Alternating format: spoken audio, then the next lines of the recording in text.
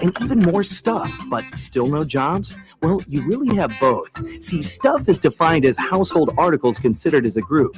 Sometimes this stuff is no longer needed. Wait, no longer needed? That can't be right. Because remember those jobs you were looking for? Those are really needed, and they're the stuff inside your stuff, even inside that winter coat that moved with you to Phoenix. Our job is to unlock those jobs, and it starts when you donate your stuff to your local Goodwill. Here's how we do it. When you donate to Goodwill, we sell your stuff to provide job training for people right here in your community. So just by teaming up with Goodwill, you help create jobs. And isn't that worth parting with the leftover guitar from your 80s cover band? Goodwill. Donate stuff, create jobs. Find your nearest donation center at goodwill.org. A message from Goodwill and the Ad Council. Dear John, I was hoping it wouldn't come to this, but you've left me no choice. I'm leaving. Uncontrolled high blood pressure is really serious, and lately you seem to really not care. I've been there for you since day one, and I know you think I'm going to keep ticking. But no, my friend, I can quit whenever I want. Why can't we get back to the good times, when we were more active and ate more healthy foods, and you checked on me every once in a while? Is that too much to ask? I don't want to leave, but unless you stop ignoring me, what else am I supposed to do? Remember, when I quit, you quit. Sincerely, your heart. Listen to your heart. Don't let it quit on you. Doing the minimum to control your high blood pressure isn't doing enough. High blood pressure can lead to a stroke, heart attack, or death. Get your blood pressure to a healthy range before it's too late. Find out how at heart.org/blood pressure. Check, change, control. A message from the American Heart Association, the American Stroke Association, and the Ad Council.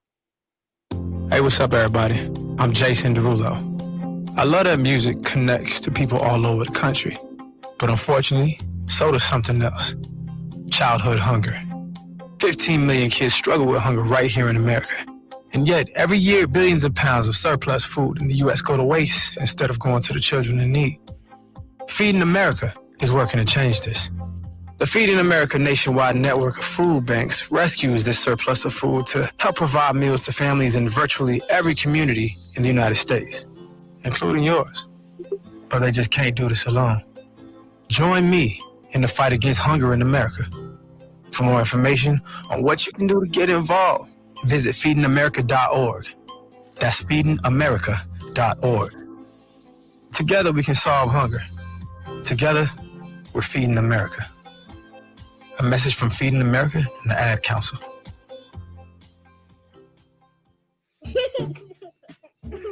Hey everyone. Let's all stop what we're doing right now and take a moment. That felt good, huh? Just like that, we had a nice special sort of moment together. Of course, they don't all need to be quiet moments to be special. They could be loud moments, goofy moments, sporty moments, dorky moments, moments where we talk or walk or just hang out. It doesn't really matter. They all count. Because every time dads like us take a moment like that to spend with our kids, well, it's pretty momentous. Sounds like somebody agrees. So let's take a moment to make a moment. Today, call 877-4DAD-411 or visit fatherhood.gov. Brought to you by the U.S. Department of Health and Human Services and the Ad Council.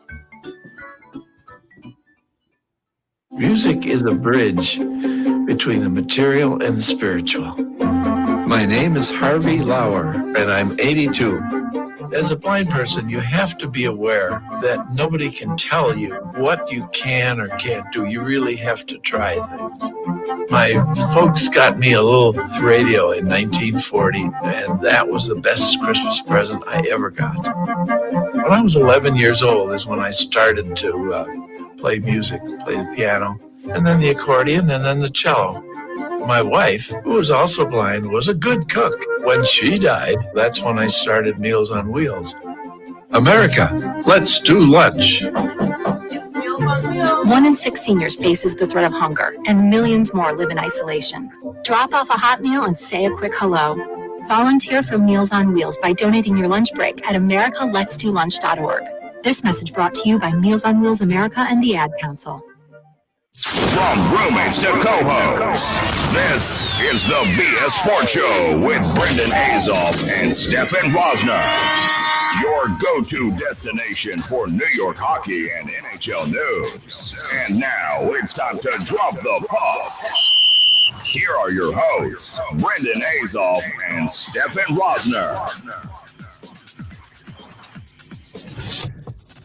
Boom. What's up, everybody? Welcome to the BS Sports Show. Brendan Azoff and Stefan Rosner here, and I'm not going to get into it yet because I know Stefan's got a little bit of a service announcement to make. So, Stefan, what's up, buddy? First off, how you doing today? I'm so happy. How are you? I'm doing great, man. We got hockey back. I know. Well, we don't have it back just yet, but there's a plan in place. Anyway, my public service announcement is for all those goalies out there that always get texts from their long-lost friends they haven't talked to in, I don't know, months and years, saying, hey, how are you? Can you play goalie? You never hear from them any other time, so I just want to say my thoughts and prayers are with you because that's happened to me about 6 times this week. But, we move on. We're okay. Everybody needs a goalie. You should feel wanted, It's a good thing. I want to be wanted for my funniness, my personality, my funniness. The word's humor. Humor. There you go. That's too many plastic pucks to the head, huh? Laugh at me or with me, it doesn't matter. But yes, I would more than happy to be your goalie. Just, let's have some opening conversations. Take me to get a beer first, is what you're saying. Or dinner, yeah, whatever. Or dinner, okay. Wow, you're really amping up that price range. I'm hungry. Well, we got a great show planned today. We have a special guest coming on later. There's just so much to get into, and we have some good news regarding the NHL season. 56 games from Pierre LeBrun, January 13th appears to be the target start date. Training camps are going to wind up getting geared up soon, and if they could work out the last ditch details and COVID remains at bay, which is always a hope, not a guarantee, but it looks good. And the first time we heard the mention of a 56 game season was from you, our very own Stefan Rosner. Breaking news, becoming an NHL insider with 3 R's, and it was great. Yeah, I'm not trying to brag. The tweet did phenomenal. It got 852. Oh, excuse me, I can't read. 652 likes, 112 retweets. It was a good day, but I can't take all the credit because I didn't make this information up. I heard it from a source that I really rely on heavily, which will not be released unless you can guess my twin's name. But if you guess that, then you know him, so it's not happening. Anyway, that news won't be released, but it's great for hockey. There's a plan in place. 56 games starting January 13th. Hockey is going to happen this year, and we cannot be more excited for this to happen. Well, we've spent the last 2 weeks talking about how hockey has to come back. It's not we want hockey to come back, but a necessity for the sport to continue surviving because their financials aren't great. So they got to have a season. And listen, from all the reports, it looks like it's going to be in their own arenas, which opens up the possibility of some teams getting fans. And I know that those teams want to keep that revenue, but odds are the league's going to take a little bit of that. And if we wind up getting a vaccine and the season's still in play, we could see even New York open up a little bit and let some fans come in, which I know I'm a Rangers fan, right? I know people know that, but I'm very happy that Islanders fans at least get to watch on TV their team play at Nassau Coliseum in its final season, not in a bubble, because that would just be it. That's one of the greatest buildings to actually watch a game. It's not one of the nicest places to be, but it is the greatest place to watch a game just because of how close everyone is on top of the action. No, it is a phenomenal place to watch a hockey game. No real bad seat. There's one bad seat. The one bad seat is the highest row possible because there's an overhang that cuts off top of the scoreboard. Yep. But besides that, it is so loud. You feel like such a family when you're there. You might not know the guy next to you watching the game or 6 feet away from you if it happens this year, but you're all rooting for the Islanders or most of you. It's just a fun place to be around. And, we go into the Olympics start 23rd, which means the Stanley Cup's got to be done by then. Yep. And it's great that, we don't have to wait another month for hockey for February because then you cut real close to, all right, now you can have 56 games. Maybe it's 40-something plus. 40-something plus is what we saw last time there was a half season. So it's great to see there's a plan in place. But like you said, LeBron's the guy. I'm the guy too, but LeBron's the bigger guy. He tweets it out. Everybody knows and loves him. But what I think this is really big that they have a plan in place because of the UFAs and the RFAs that still have not signed yet. Like Hoffman. We're going to get it. We're going to know where Hoffman's playing maybe this week. Like the news is the Barzal contract. I would say it's happening this week or next. It has to because they got to get ready. They have to report 2 weeks before the season begins, right, Brendan? 2 weeks before? A minimum 2 weeks. A minimum of 2 weeks before. So that means they can't report January 1st. They got to report before then because that's 13 days and it's 14. So all these little things that we're waiting for, these contracts, all that kind of stuff is going to be happening in the next coming weeks. And that's great for Islander fans because we know Barzal is coming back. The question is how much. Who else is coming back? Matt Martin's still inside. Is Derek Brassard come back? Andy Green come back on a 1-year deal? You're going to get your answers now, and it's great. Yeah, I mean, over this weekend, we called each other and we were talking about how this week could be the make or break week for us getting a season. And just like that, Monday we get the news, and it's huge, man. It's awesome that it's coming back, and that today we get even more information. And I'm just happy that there's rumors going in the right direction. And obviously the owners have to have a 2/3 vote of approval to have the whole geographic realignment, which is something that is going to be needed for this season to happen because of the Canadian teams. But it will happen. This one will pass. And before we get into the next topic, our special guest is Natalina Focarelli, a writer for Forever Blueshirts. So Rangers fans are going to want to stay tuned for that. She's coming on at 6:05. Don't miss that. But we also have some World Junior Championship news to get to. Yeah, Jack Hughes and Alexis Lafreniere will not play at the World Junior Championships. And Canadians are not happy about this, obviously. It's one of their homegrown players. They want to see him play. They could give a crap about Jack Hughes because he's American. But at the same time, Lafreniere got hurt last year in the World Juniors. We've seen players get hurt all the time. And for a season that's going to be short, which means a groin injury, any injury that's out 4 to 6 weeks, is going to miss a lot of time. And I don't think the Rangers want to take that chance. And I don't blame them. I think this is the complete – There's no point. He's proven himself. And the fact that he got hurt last year is irrelevant. If he didn't get hurt last year, he's not playing in this tournament. There's no upside. What's the upside to him playing this tournament? He dominates and showcases why he's the number 1 overall pick. There's no point. No, he already won the MVP of the tournament. He won his gold medal. There's no reason for him to go back. And like you said, he did get hurt last time he played in it. So why would the Rangers take that risk? And there were so many Canadian fans on Twitter that or going at the Rangers saying this is a joke or it's an American conspiracy theory. It's an American team. They want the USA team to win. And John Davidson came out and said there's no conspiracy theories here. It's just we do not want to risk getting our number 1 overall pick injured when the season is going to start January 13th and this tournament's going to end about a week before that. So there's really no point in sending him there. I know Kirby Dach from the Chicago Blackhawks is playing, but now Chicago's got to be like, okay, do we really want him to play if the season starting January 13th? Is there a way that they could pull him? I think we're going to see some interesting things like that. We're going to talk a little bit more later about some Rangers prospects that aren't playing on Team Sweden because they got hit hard by COVID. But this tournament's still going to be exciting. It's in a couple of weeks. And regardless of whether Alexis Lafreniere is wearing the Canadian jersey, the Canadian team is going to be good, and they're going to be fun to watch in this tournament. They just pull. It's like Oprah. You get a good Canadian. Although Canadian players are good, it's not like you're going to have a bad Canadian on the team that's going to hurt you. I mean, I know Noah Dobson whiffed, and that's probably the worst Canadian player, quote unquote, incident that to happen in quite some time just because of the magnitude. We were watching that live. You were like, wow, that's crazy. And in my head, I'm like, that's crazy. And I'm also like, that's not good. That's not good at all. But fortunately, there was a player on the Islanders, but I'll go off topic. His name was Matt Donovan. And this guy broke his stick every time. I even saw a game in Bridgeport. I'm like, okay, he can't do it here. It's not going to happen. He broke his stick like 3 times that game. I don't understand how it happens that much, but for that situation to break your stick, I understand it. I wish he didn't. But at the end of the day, it happens. You move on. No one's remembering it now if he has a great season and is full season playing in the lineup. But, yeah, I don't think anyone's going to care that Jack Hughes and Lafreniere is not playing when it starts. You're going to get caught up in hockey's back that it doesn't matter. Even Capo Caco was eligible for it, and he's not going to be suiting up, obviously. It's all pre-talk, before the tournament starts. We want to see these guys. And then as soon as action's like, all right, hockey's back. We don't need to see those guys. It's still good competition. And the same thing with the NHL season. People are like, oh, are we going to realize it's a real season? Is there going to be an asterisk? Is there going to be this, that? How are they going to get it to work? And as soon as it starts, all those worries go out the window, and it's just hockey again. When you think of 2014, was there an asterisk? No. All right, so there's your answer. You don't even realize there was a lockout that year. No, not. You just remember that Chicago went on an absolute tear. Yeah. But speaking of Chicago, maybe they're sending Doc because they don't have confidence their team's going to do anything this year anyway. They have a goalie issue, a major question mark in goal. Probably the biggest goalie question mark in the league. They're in a complete rebuild. So if anything, this shows Kirby Dach off to the world about, okay, there's a young talent in Chicago looming, and he's gonna be that guy for them in the future. So maybe it's all marketing, Brendan. We took marketing classes in college.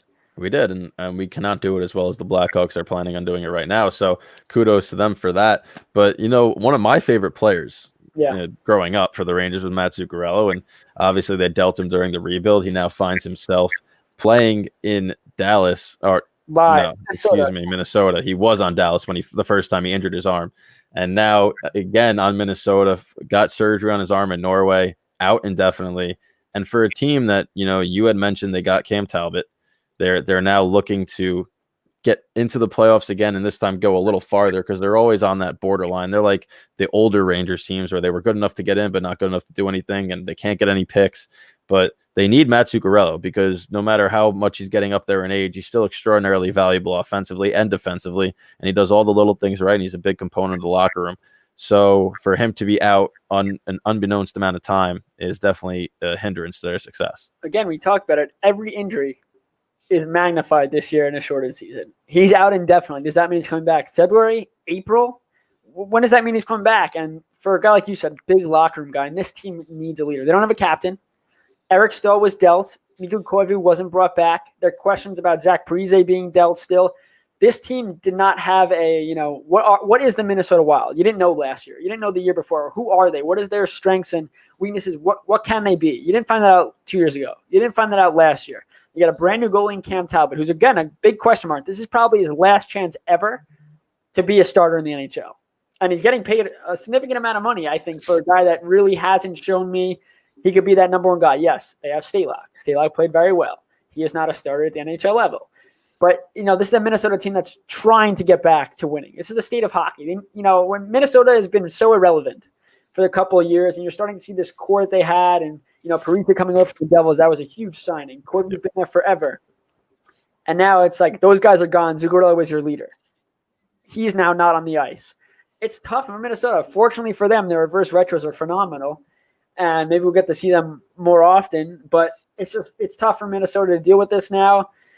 And I guess we'll see what they do. They got some young, nice pieces. Spurgeon's a dominant guy in the back end. It's just a matter of time to see what this coaching staff can do with this team because, again, a lot of question marks. There is. And, in a 56-game season, it's not like you have time to adjust and rebound after a bad start. If a Wild team without Zuccarello goes 3-7 in their first 10 games, that's a hard hole to climb out of because you're only playing people in your division.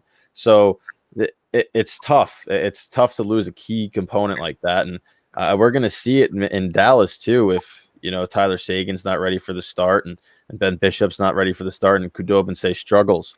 It's going to be a tough situation to climb out of, especially a team that's as good as Dallas is. They might be able to hold the fort a little bit better than a Minnesota. So it's interesting to see that all pan out. And if somebody does get COVID, how that affects it. We saw it in the NFL. People like Lamar Jackson's getting COVID on the Ravens. He misses a week and they lose. So how's that going to impact the NHL season where it's not once a week you're playing often? All things like that. But listen, unique times call for unique circumstances, and we've never seen anything like this before, and it's probably going to be one of the hardest seasons to predict. Hardest season to predict, and again, we talked about how the bubble was going to be one of the hardest things to win. This season, going through the COVID tests all the time, people missing because of COVID, all this stuff, balancing out the mental game more than the physical, probably with, all right, am I going to get COVID? What are the new rules? Obviously, we don't think there's any rules in place about, you can't fight. It's the NHL. You could do that stuff, but let's move on. So Vancouver Canucks part ways with their national anthem singer, Mark Donnelly, because he performed at an anti-mask rally. And for those of you who do not know who Mark Donnelly is, let's just remind the people. So hold on one second, Brendan. So I'm going to play this clip, and maybe it'll bring back some long-lost memories, shall we? I'm smiling already.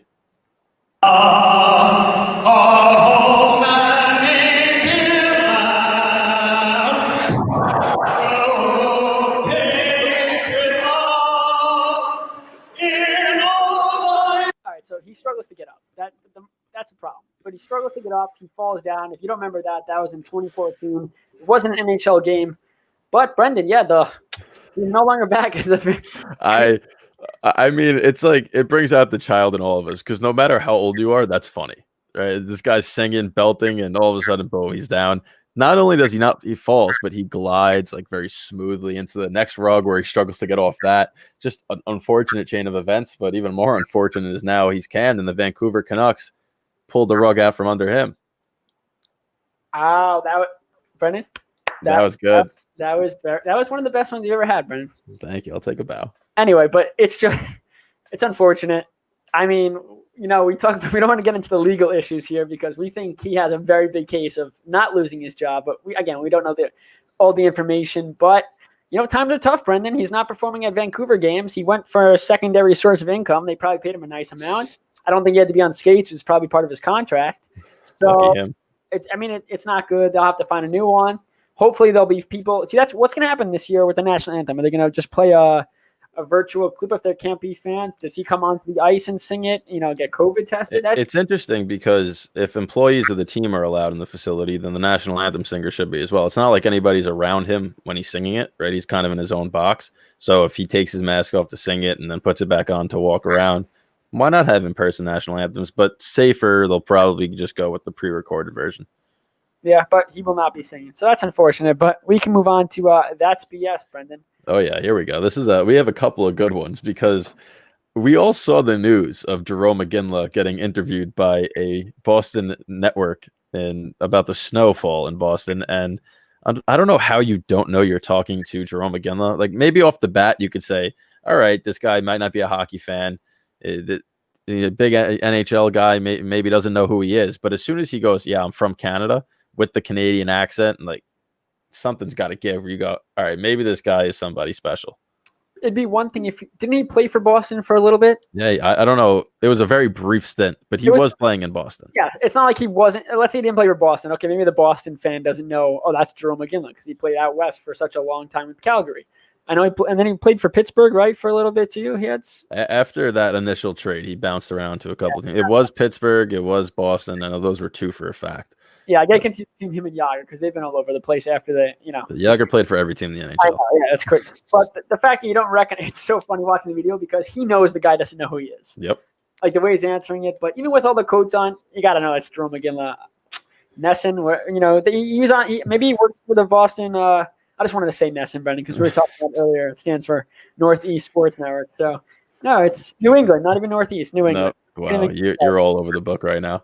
But no, that's unfortunate they forgot that. But let's move on to even funnier news. And this is the biggest BS I've ever heard is Eugene Melnyk, Ottawa Senators owner, correct? Correct. GM Dorian. The GM is Pierre Dorian, yeah. Yeah. The GM, the owner of the Ottawa Senators says that they are ready to win a Stanley Cup. Well, he didn't even just say that. He went into more detail of why he thinks. He said, we have turned the corner. We just now need to execute on what we have. This is the team with what we have right now, I believe, can win a Stanley Cup already. And that's without adding some veterans, which we plan to do. Now, he said that to the Ottawa Sun. I understand optimism. Optimism is needed. Obviously, your team's going through a rebuild, and they're loaded with young talent. We talked about how they added Dadonov, right? They also added Matt Murray in goal. They added Alex Galchenyuk, and they added Eric Branson, who's a bottom pairing defenseman, but he'll be sturdy there. So did they go in a good direction this offseason? Yes. They also had 3 first-round picks. Like, they did a lot of good things. We're not knocking that. But there's a difference between doing good things and being ready to win a Stanley Cup. The Rangers have done good things over the last 2 years, and they're not ready to win the Stanley Cup, and they have better players on their team right now.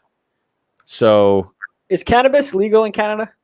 I'm not sure. No, it definitely he's on it. Percent is, but he is definitely on it. And yes, you're a realist, Brendan. I've known that since I've known you. You're a realist. And yeah, you want to shine the light, a positive light, after the whole Uber incident. Well, we'll recap the Uber incident where Ottawa Senator players were bashing the organization, the coaching staffs were making stupid plays, and they're terrible coaches, and the Uber driver recorded the whole thing. Kudos to him because that was hysterical. Yep. But all right, let's break down piece by piece real quick. Matt Murray, good goalie.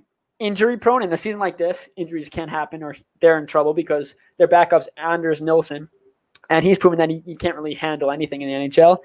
Dadonov's great signing, 25-plus goal scorer every year in the league, but he was playing on a very good Florida team with a Hoffman, with a Barkov, with a Huberdeau. So that's talent around him, which he won't have.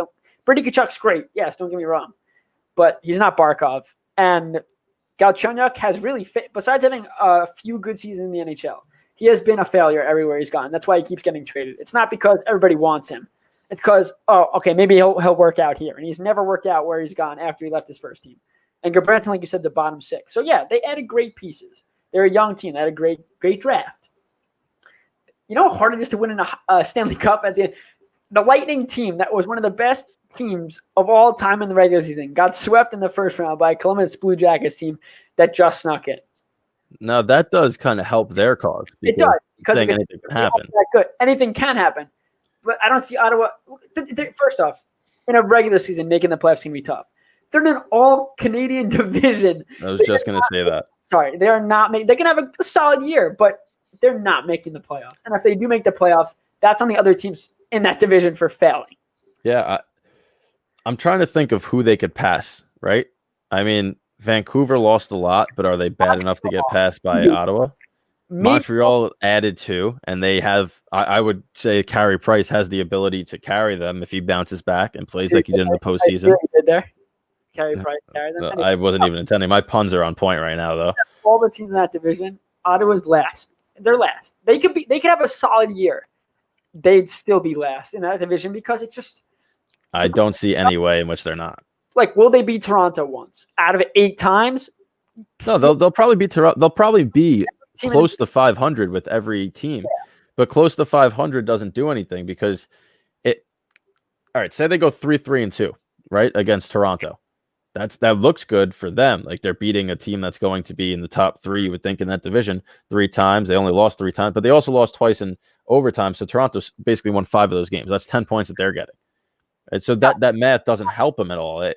It's tough. So if you're a Senators fan and you see these comments, are you more mad or are you happy that he made those comments? Well, Melnick's been known for being delusional.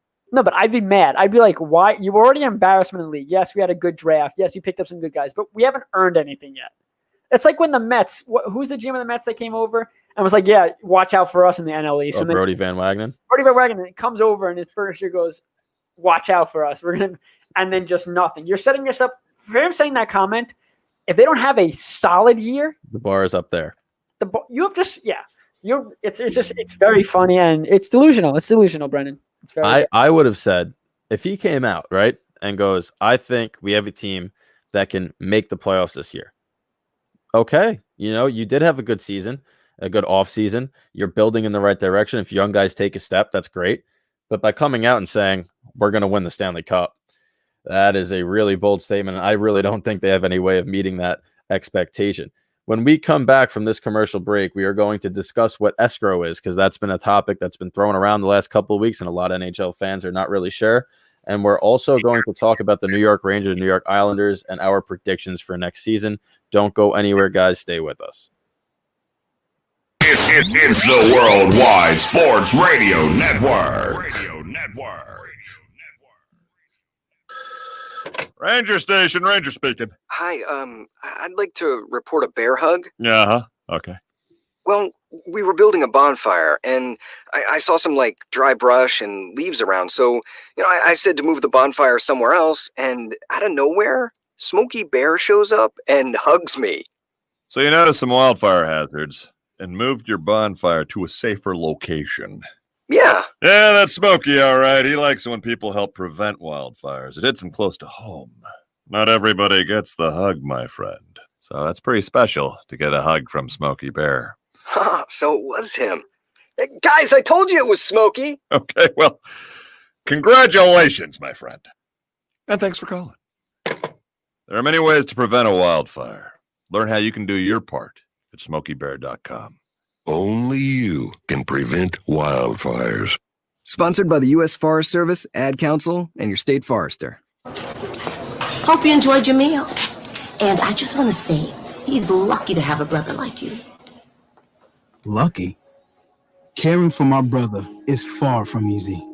Waking up every day, lifting him from the bed to the wheelchair to the car to get him to therapy on time. It's no small task between the doctors and the diagnosis, but nothing can disable this love. This is my big brother, my hero. He's part of me, like my arms and legs, so I'll be his. See, there's no time for tired. This starts again tomorrow. He'll be waiting for me. I wake up for him. I know he needs me, but I'm the lucky one, even though I need help now and then. If you're caring for a loved one, visit aarp.org/caregiving for care guides and community, or call 877-333-5885. Caregiving Resource Center. Support for your strength. Brought to you by AARP and the Ad Council.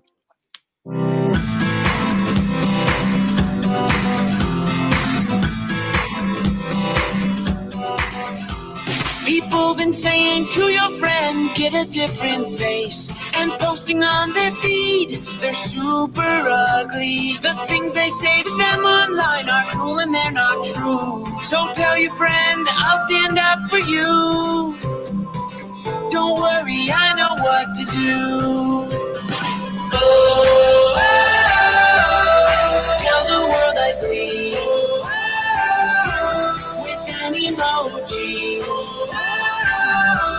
to stop the bullies. Know someone who's being bullied online? Send the witness emoji. It looks like an eye in a speech bubble, and it's in the symbol section near the clocks in your phone. You'll let the world know it isn't cool, and you'll let your friend know you care. Learn more about the witness emoji at eyewitnessbullying.org. Brought to you by the Ad Council. It may be hard to believe, but people just like you are already saving money. Feedthepig.org makes it easy. Their simple savings plan teaches you how to start saving without going overboard. So you don't need to mooch off your friends. You gonna finish that grape? You mean the one in my mouth? You don't need to stop buying the necessities. What you're smelling is a natural musk. Ew. You don't need to be a medical test subject. How do you feel? Mostly okay. Sometimes, though. You don't need to get a second job as a stuntman. We need a new stuntman. Let's break for lunch. You just need an internet connection. Don't get left behind. Start your personal savings plan with the tips and tools on feedthepig.org. That way, you don't need to sell your soul to the devil. $15 is the best I can do. All right, deal. Brought to you by the American Institute of CPAs and the Ad Council. When is the best time to talk to your family about staying in touch during a disaster? When floodwaters reach your door?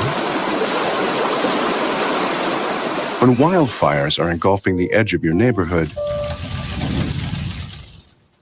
Or an earthquake is destroying buildings? When a tornado is tearing through town? Or a hurricane strikes?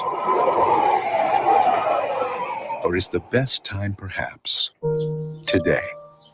During a disaster, you may not be able to stay in touch with your family or friends as easily as you think. And it's not always as simple as using your cell phone. That's why now is the time to take action. Go to ready.gov/communicate and make your emergency plan today. Don't wait. Communicate. Brought to you by FEMA and the Ad Council. It's the Worldwide Sports Radio Network. You're listening to the BS Sports Show on the Worldwide Sports Radio Network.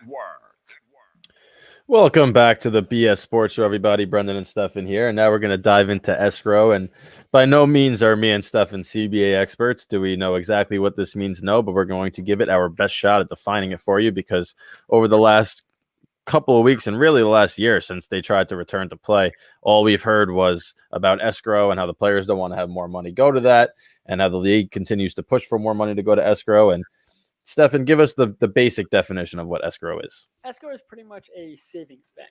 So at the end of the year, they calculate the total money that the NHL makes. They split it 50-50 between the owners and the players. Now, like last year, where the season was cut short, the league didn't make the 50% that they needed to make. So you take the escrow money and you make it that way, it's 50-50. Usually the players never get the extra money because the owners are usually ones that are short. So that's what the situation is, that the escrow money is pretty much saved money just in case the owners can't make up the 50%. That's pretty much what it is. Yeah, and I mean, in a COVID-like season like this, where there might not be fans in all arenas the whole entire year, the owners are no way going to reach that revenue mark. The league's not going to get to its desired mark, and the 50-50 split won't be enough to pay the players their full salary. So that's why this whole problem of they had an agreed-upon thing for the return to play, and now the league wanted more escrow. The players are like, no, we already are giving enough of our salaries away. We need to make some money too. And you've seen a lot of players, Artemi Panarin, a perfect example, who signed a huge contract, the majority of which is signing bonuses, because that gets paid up front. So it doesn't necessarily, I think a little bit gets taken out for escrow, but they get the majority of their money right away. Their salary this year is only like $1 million, right? But we know he's making over 11. So that's a little way the players have gotten around it. But at the same time, unless you're an Artemi Panarin caliber player, you're not getting a deal like that. I mean, guys that are on league minimum deals, they didn't get their full no one got their full contracts last year, but I mean, they need the money more than a player like Panarin does. Yep. So it's tough, but I mean, that's all the economics of the league. They got guys on that. Clearly they've come to an agreement because the economic issues are no more. It's just COVID now. That's a good thing. So you don't have to worry about escrow anymore for the time being. I mean, hopefully it stays that way and there's no more problems that arise, because after this year, we'll have fans back in the arenas. The cap will start to go up and we'll see some more normalcy. Obviously, after this season, the huge thing that's happening is a new television deal for the NHL. There should be a bidding war for that. It'll be a lot. It'll probably increase by 100%. I think it's a $200 million deal right now. There's no reason the NHL shouldn't get at least $400 million. The NBA, MLB, and NFL are all at $1 billion deals. So the NHL is far behind them, but no reason they shouldn't increase a lot. And that'll help the financial aspect as well. So get through this year, which is what they're trying to do right now, and good things will start to happen. Expansion next year as well, which is great to look forward to. Seattle, no way they could replicate Vegas. I think the teams are privy now to what's going on, but high standard. We'll see what happens. They have a good ownership group in place there. So I think that, hold on, before you move on, if Garagalant gets hired, which he should, I think he will. He'll be the first probably coach in NHL history to coach two expansion teams. No, first year expansion teams. Yeah. He might be, but say he gets them to the playoffs, not even the conference final or the Stanley Cup final. So, fire him. No, should he go to the Hall of Fame? Yes. Yes. Even if his numbers are nowhere near other coaches that are in the Hall of Fame, but just because he took two first-year teams to a playoffs? Because technically you're transcending the sport. I mean, expansion drafts, for expansion teams usually fail. They are miserable their first couple of years. They're lucky to make the playoffs their first couple of years. He brought his to the Stanley Cup final. And unfortunately, for some reason, which worked out, he was let go and the team played better with Pete DeBoer. But I mean, if he could do this again with another expansion team and build around that, and I mean, it's not like the Vegas team was full of superstars. Those were not mediocre, but they were second, third, fourth line players that he found a way to get on the right lines, build the right chemistry. I mean, it starts with Fleury and net. You have a dynamic goalie in net to start. Most expansion teams aren't getting a guy like that. Fortunately for their sake, Pittsburgh couldn't keep him. So it'll be interesting to see who Seattle does get, but that's a conversation for another day. But that'll be a fun offseason, Brendan, to get that. That's a lot to talk about. Yeah, every team scrambling to protect players and stuff. But before we get to your projections, do you want to let everybody know on how we came to predicting this, where we took what did we take to get these numbers? All right, so I wrote an article for the Hockey Writers where I basically looked at how the Rangers fared against their divisional opponents in a geographically realigned division over the past two seasons, and I gave my best estimate as to what their record would be over a 56-game season playing each of those teams 8 times. And by no means is this mathematically sound. There's no real diving in and logic behind it, just a straight guess. And I tried to go lower because I don't want to be wrong and say they're going to be this high and this great, and then all of a sudden they come out of the gate sputtering. So I tried to be as realistic as possible, and we both did it for the Rangers and Islanders. So I guess I'll kick it off. I predicted that they would go 25, 23, and 8 on the season, which is good for 58 points. Not entirely sure if that will be good enough to get in. I had them going 3-3-2 against the Islanders because that's way too hard to predict what that season's record is going to be like. We've seen it fluctuate throughout the years. I have them going 5-3 against Carolina as well. But then they don't play well against the Flyers, which hurt them. I have them with the losing record against the Bruins. It'll be tough. Capitals, they play well, but how well are they going to play them this year, and especially 8 times? And I think it's going to be interesting. So my safe prediction is 25, 23, and 8. I mean, I agree, and we didn't talk about this prior. So, Brendan, we had the same record. I had them against the Rangers 3-3-2 as well. So, either we're both dumb or we'll both luck out. But I hope to be lucky. But continue. I think that the way this division realigns for the Rangers, especially, is you're playing the Flyers, Bruins, Capitals, Canes, and Islanders, who are all regarded as elite teams in the East. Obviously, the Islanders went to the Eastern Conference Final. The Canes are up and coming every single year. They get better. They've been in the playoffs. They've done damage in the playoffs the last 2 seasons. Yeah. Back playoffs. They swept the Islanders 2 years ago, and they swept the Rangers last year. That's what I'm saying. So they're a very good team. Now, the Rangers do have their number in the regular season. I don't expect that to fully change just because of a playoff sweep. In fact, the Rangers will be hungrier now. So that could bode well for them. The Flyers, up and coming too. Great regular season last year. The layoff hurt them. The Bruins, we all know what they can do, and the Capitals still the Capitals. So those are 5 teams. So 5 of the 8 teams are considered elite. Then you have the Rangers who fall in there at 6. Buffalo and the Devils rounded out, who aren't walkovers by any means. So it's going to be really – if the Rangers make the playoffs this year, they're going to earn it. And I think they will. I mean, again, it's expanded playoffs. So realistically, any team is in it until the end. Even because it's all about streaks too. Yep. Sabres, they start off strong and then fall off a cliff. Well, in a season like this, you start off strong. And then there's not a lot of time for you to fall off a cliff. So if you do start off strong, maybe you're not as good as your record says you are, but the Sabres could surprise some people and just go absolutely off for the first, 30 games of the year, be in a great spot, then fall off a little bit, but still making if they made it into expanded playoffs, when was the last time they made the playoffs? I don't know, but they always have those starts where the first month and a half they're really good. And that could work. That if they shouldn't change a thing. Just extend the before the drop off just like a week. Well, if they have a great first 25 games, they're in a good spot now. They're in a great spot. Look at the Islanders last year, 68 games they played, and they had a 10-game point, 17-game winning streak. Take that away, it is a terrible, mediocre season for them. Yeah, but that's all you need. That is all they needed to get into the playoffs. Yes, fortunate for expanded postseason. If they didn't go on that run, they're not in the playoffs, but they did, and that allotted them a percentage points, the winning percentage, that all kind of stuff, and they got in. So who knows? The Sabres could absolutely do it. See, now, you know what I would like to see? Because it is regulation and overtime wins as a tiebreaker, which I'm assuming will stay the same. There's no reason to change that. But in a 56-game season, that tiebreaker becomes even more important. Yeah. Let's get rid of the shootout this year and go to a 10-minute 3-on-3 overtime. For a 56-game season, a trial run. That way you have more tiebreakers, right? There's more. Everyone's winning in regulation and overtime, so teams are jumping each other. Let's try it out. 3-on-3 is so exciting. And if nobody scores in 5 minutes, guarantee you they're going to score in the next 5 minutes because it's too much open ice. Like in baseball, this is the year to do it. Yep. And players are going to see. I feel like hockey's a little different though, just because it's a grind. Yes, baseball is usually 162 games. They only played what? How many they played this year? 50? Who? Baseball. 60. 60. So, you're cutting your season into a third. This is you have like 20 so less games. I can't do math. It's like 25.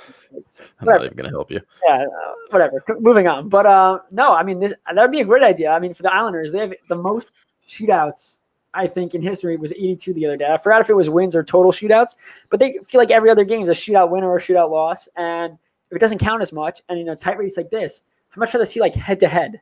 But the problem with head to head is they're not playing everybody. You're playing only in your division. So well, if you base the playoffs this year off division, you can do head to head. I think head to head would be fun. It's the only way to do it then, because you're only playing teams in your own division. No, exactly. So I like that idea, Brian. Do 3-on-3. I thought it was a good idea. Yeah, I'd back you. Thank you. Let's Appreciate get a sports petition going to only do. I love that petition site, whatever it is, change.org or something. Yeah, it's more than anything for me. But yeah. Let's hear it. Well, what do you have the Islanders finishing this year? Right. We talked about the Rangers. Let's hear the Islanders. 56 games. I have them at 26, 19, and 11, 63 points. I do think they'll be better than that, but to be safe, take them under that way. If they're over, it's like, yeah, if it's under, it's not good. So the way I broke it down is, they're playing tough team. Boston. Boston has had the Islanders numbers. Over the last 2 years, they have a combined 1-3 and 2 record against them, but they've been outscored 19-7. Like, Boston has their number. The biggest insult to injury was Butch Goring jersey retirement into the rafters. The Bruins, they didn't dominate on the scoreboard. I think it was 4-0, but they had the puck 98% of that game. It was just embarrassing, and that's how good Boston is. But they did beat Boston in a shootout. Again, back to the shootout earlier in the year. So I have them against Boston 2-4-2. Against the Carolina Hurricanes 4-3-1.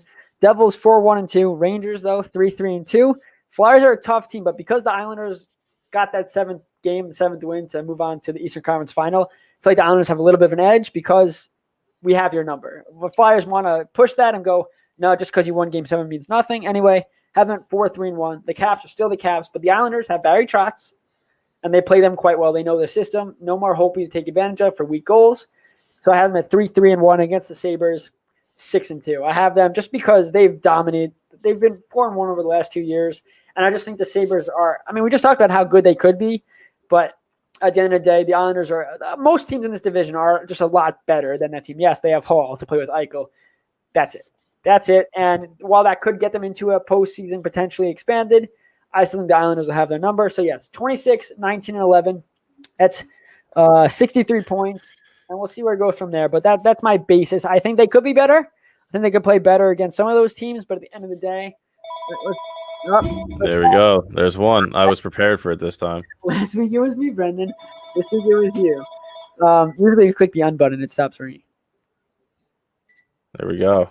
Magic. Took care of that. Magic. But anyway, yeah, that's where I have them. So I guess we'll get to some projections. This episode we're going to talk about before we go to the player projections. The spread that we have between the Rangers and Islanders is a 5-point difference in favor of the Islanders, right? Say that holds true. Mm-hmm.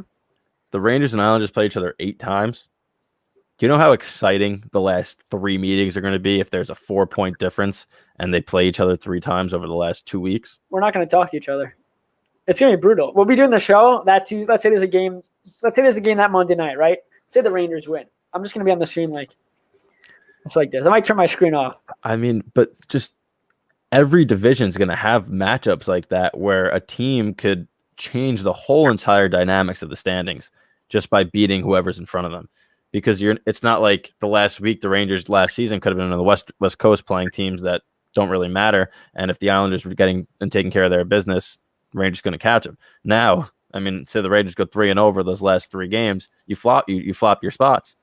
To me, if you're going to have a 56-game season, I know COVID stinks and everything about it's awful, but geographic realignment with all these rivalries couldn't do anything. All it's going to do is raise viewership through the roof. That's it. I think it raises. The Islanders usually aren't on national TV, right? But now they're playing Boston. Boston in the division. The Islanders Boston might be on national television. Rangers Islanders, some of those better games be on national television.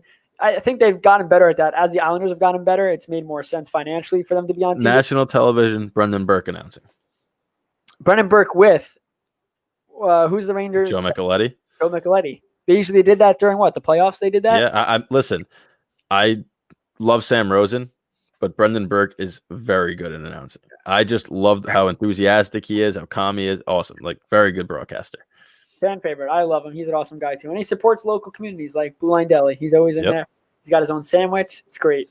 But no, you're 100% right that it comes down to a Ranger-Islander game at the end of the season to determine who's in and who's out. And, oh, boy, it's just going to be fun 8 times. They get to play them 8 times. I don't care who wins a season series. It's going to feel like a playoff game each and every game. And maybe they play each other in the playoffs. You don't know. Never know. So let's go. So this episode, we decided, we're going to break down the Islanders and Rangers roster, and we're going to start with center position with projections. So Brendan, I'll let you go first, but you're going to predict the stats for each centerman on this team 1 through 4. Correct. So obviously first is Mika Zibanejad. We all know what he did in 2019-20 with 75 points and 41 goals in 57 games. And I actually did a tiny bit of math on this one. So I took his goals, I think it was 0.71 goals per game last season. I rounded it to 0.70, and I got around 39. So I'm going to say he does a similar pace just because I feel like the elite goal scorers such as Ovechkin and those guys score at that pace continuously. And the way he played last season gives me no reason why. He only played 57 games. So he's basically played a full season this year. He scored 41. So I'll knock it down by 2, give him 39 goals, 30 assists, 69 points. He might miss a couple of games with injury. That might fluctuate, but there's no reason he shouldn't get over 30 goals next season. Ryan Strome had 59 points in 70 games. I knocked him down to 48 points in 56. He's still playing with Panarin, so he'll still get his fair share of assists. Philip Edel had 14 goals and 9 assists in 60 games played. I have him with 16 goals, 20 assists, and 36 points, so a 13-point increase next season. Playing with Alexis Lafreniere should help him out there. And Brett Howden, 9 goals, 10 assists, and 19 points in 70 games. I have him with 5 goals, 6 assists, and 11 points. His minutes are going to be way down with the amount of talent the Rangers have in their top 9. And really, all the fourth line has to do is be solid defensively for New York Rangers. They don't have to contribute a lot offensively. So I think he's not going to have a big offensive year. I'm interested to see what happens with Zibanejad because to me, 39 goals is a bit high given the fact that was a career year. Like, he had an unbelievable season. And he has trended that way every year. I completely agree. But I think last year was more of he put his team on his back type of thing, where he's got a little more weapons coming back this year, which we'll get into Kreider in a little bit. But you also have Lafreniere, other guys that he doesn't have to. I mean, he has Panarin, so he didn't have to dominate anyway. But at the same time, it just seemed like he played hero a lot. Like a game against the Caps when he scored 5. Yeah, I don't think that's going to happen again. Like you're not going to see. He probably won't score 5 in a game. No, I mean that's hard to do. That magnitude of putting the team on the back is something you want to see if you're a Ranger, but it's not a necessity like it may have been last year. The one thing I will say about him is that the types of goals he scores are very attainable. It's not like last year his shooting percentage was so high that it's not going to happen again. He lines up on the left on the power play in that Ovechkin spot, and he has a great shot, and he scores there. He has the ability to – I've never seen somebody personally better in-game breakaways than Mika Zibanejad is. He has 3 or 4 moves that he uses, and it's the same. It's either a forehand shot or a backhand deke, but he does different variations, and it works. So it's an attainable pace that he's on, and he is playing with Kreider and Buchnevich, who have phenomenal chemistry together. So is 39 a little bit high in a 56-game season, especially in a projection? Yes. But based on what I've seen over the last 2 years and his growth and development, there's no reason for me to think he won't continue to get in that direction and trend better. No, I mean, that's a fair assessment. You watch them a lot closer than I do. But let's get the Islanders. And it's a little more interesting given the fact that you had a guy like Pajot, which we'll get to in a second, but he was on a very offensive-driven Ottawa team. He joins the Islanders and is in a defensive system, so it definitely impacted the calculator skills for me. So we'll see what happens. But for Barzal, last year 19 goals, 41 assists. He had 60 points in 68 games. This year I got him at 15 goals, 36 assists, 51 points, and it's going to come down to him shooting more, and it's going to come down to his line mates finishing. Eberle in the playoffs, we all know he just could not finish to save his life. Now, if he finishes that during the regular season, he'll probably have more. He probably would have had more than 60 points last year, and he could have more than 53. He could be a point-per-game player this year. There is no reason he shouldn't be. Let's see if they add a high-caliber weapon. I'm not sure they will at this point, unless a guy like Hoffman takes a 1-year deal, but they don't have that much money anyway, and he's not signed yet. For Brock Nelson, last year, 26 goals, 28 assists, 54 points in 68 games. This year, I got him with 22 goals, 23 assists. So that's 45 points in 56 games. He's a very streaky player. And again, in a shortened season, a streaky player, if he's hot, could make or break his stat sheet. And if he's really slow out of the gate and struggles, and doesn't get the really chance to turn it up, his stats are going to suffer. But his line with Villiers and Josh Bailey was clicking during the regular season. It clicked in the playoffs. I see it carrying over, so I think he's going to have another good year. Pajot is the interesting one because he only played in 7 games of the Islanders before the playoffs began. He had 2 goals, no assists. So, doing all the math that I did like you did, it was tough. So for me, he had 26 goals last year, career high, 16 assists, 42 points in 67 games. So for this, I put him at playing in only 50 games of 56 because throughout his career, he has never played really a full season. So I took that into consideration. I have him at 50 games this year, and I have 34 points, 16 goals, 18 assists. While that's not a huge drop-off, I don't think he'll be scoring as much given his third-line role. It's going to be a little different, but Trotz loves to roll all 4 lines. He could see an uptick in his goals. I just think 16 is a safe bet. And Casey Zizekas, who was hurt all year, he's been hurt year after year, doesn't play a full year.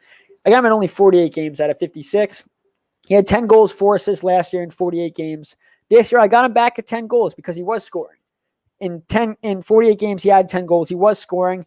I have 5 assists and 1 more assist higher for 15 points in 48 games played. It also matters if Matt Martin comes back, which I think he will. But all in all, the Islanders have great center depth. And it doesn't matter if Pajot is not scoring 25-plus goals. It doesn't matter. He's in a new role that just makes him that much deeper if he does a little thing. He's penalty kill. Even on the power play in some chances. This center depth is good, and the scoring's not going to have to just come from them. Anders Lee's going to have to score. Streaky players. Villiers is another streaky player. He's going to have to score. What's happening with the third line? Is it going to be a Wallstrom? Is Brassard coming back? Is Dal Cole going to take a next step? All that impacts these guys on the stat sheet. But all in all, I'm happy with my projections. And maybe they shatter it, maybe they don't. But all in all, I think it's fair. Yeah, they are definitely very fair. And the one thing I'll say is that the Rangers are extraordinarily dependent on these guys scoring, right? In order for them to have success and make the postseason, these centers and offense in general is going to have to contribute at the same rate they did last year, or else it's going to be a no-show for them in the postseason. For the Islanders, these guys have to score 2.5, 3 goals a game, and their defense will carry, the goaltending will carry the rest of the way. So two completely different styles, and that's why when they do play, the games are so competitive, because you have one team that's going to push and push and push, and the other team is going to sit back and counteract that. And it's awesome to watch, especially when they play. But the difference in styles and how both teams are trending in the right direction and having some success in this league. It just goes to show that, they say defense wins championship, right? And we saw with the Rangers how they got swept because, they're an offensively talented team, and the defense failed them at times in the playoffs. But you could still win with offense. Yep. You could still win with offense. You just have to score more goals than you allow. Yep. And it comes down to, can your offense show up? For the Islanders, it was defense the whole entire year. Their offense was dry at so many crucial times that could have, if their offense was even respectable, they would have made the playoffs probably without needing the expanded postseason. But it wasn't. But fortunately for them, their offense turned it up in the playoffs when it matters the most, and they went on a great run, falling 2 games shy of a Stanley Cup final. So, it goes both ways, but it's going to be fun when these teams play. Projections look great on both ends. Let's do some over-unders, Brendan, before we cut to and then have our nice interview. So, over-under 35 starts for Shesterkin. So, I'm going to go over. But this is tough because they're playing 56 games. So I don't think it's going to be far over. I think Shesterkin gets 36, 37 starts, and Georgiev gets 20, 19, 20, that range, 21 maybe. So it might be at 35 or slightly higher. They are going to let Georgiev play. But in a 56-game season, if Shesterkin gets on a run like he did last year, he's going to see that workload. So I'm going to lean over, but not by a lot. Stole the words right out of my mouth. For me, the Rangers' success is, yes, their offense, their defense, playing better, but it's Shesterkin's show. It's Shesterkin's show. Yes, Georgiev is a good backup, and they're going to split, but if he gets on a run like he did last year before the car accident, where he's just dominant in a shortened season, every win's much more important, every game's much more important, you got to ride the hot hand. So I think I'll take the over, and I'll be confident with the over.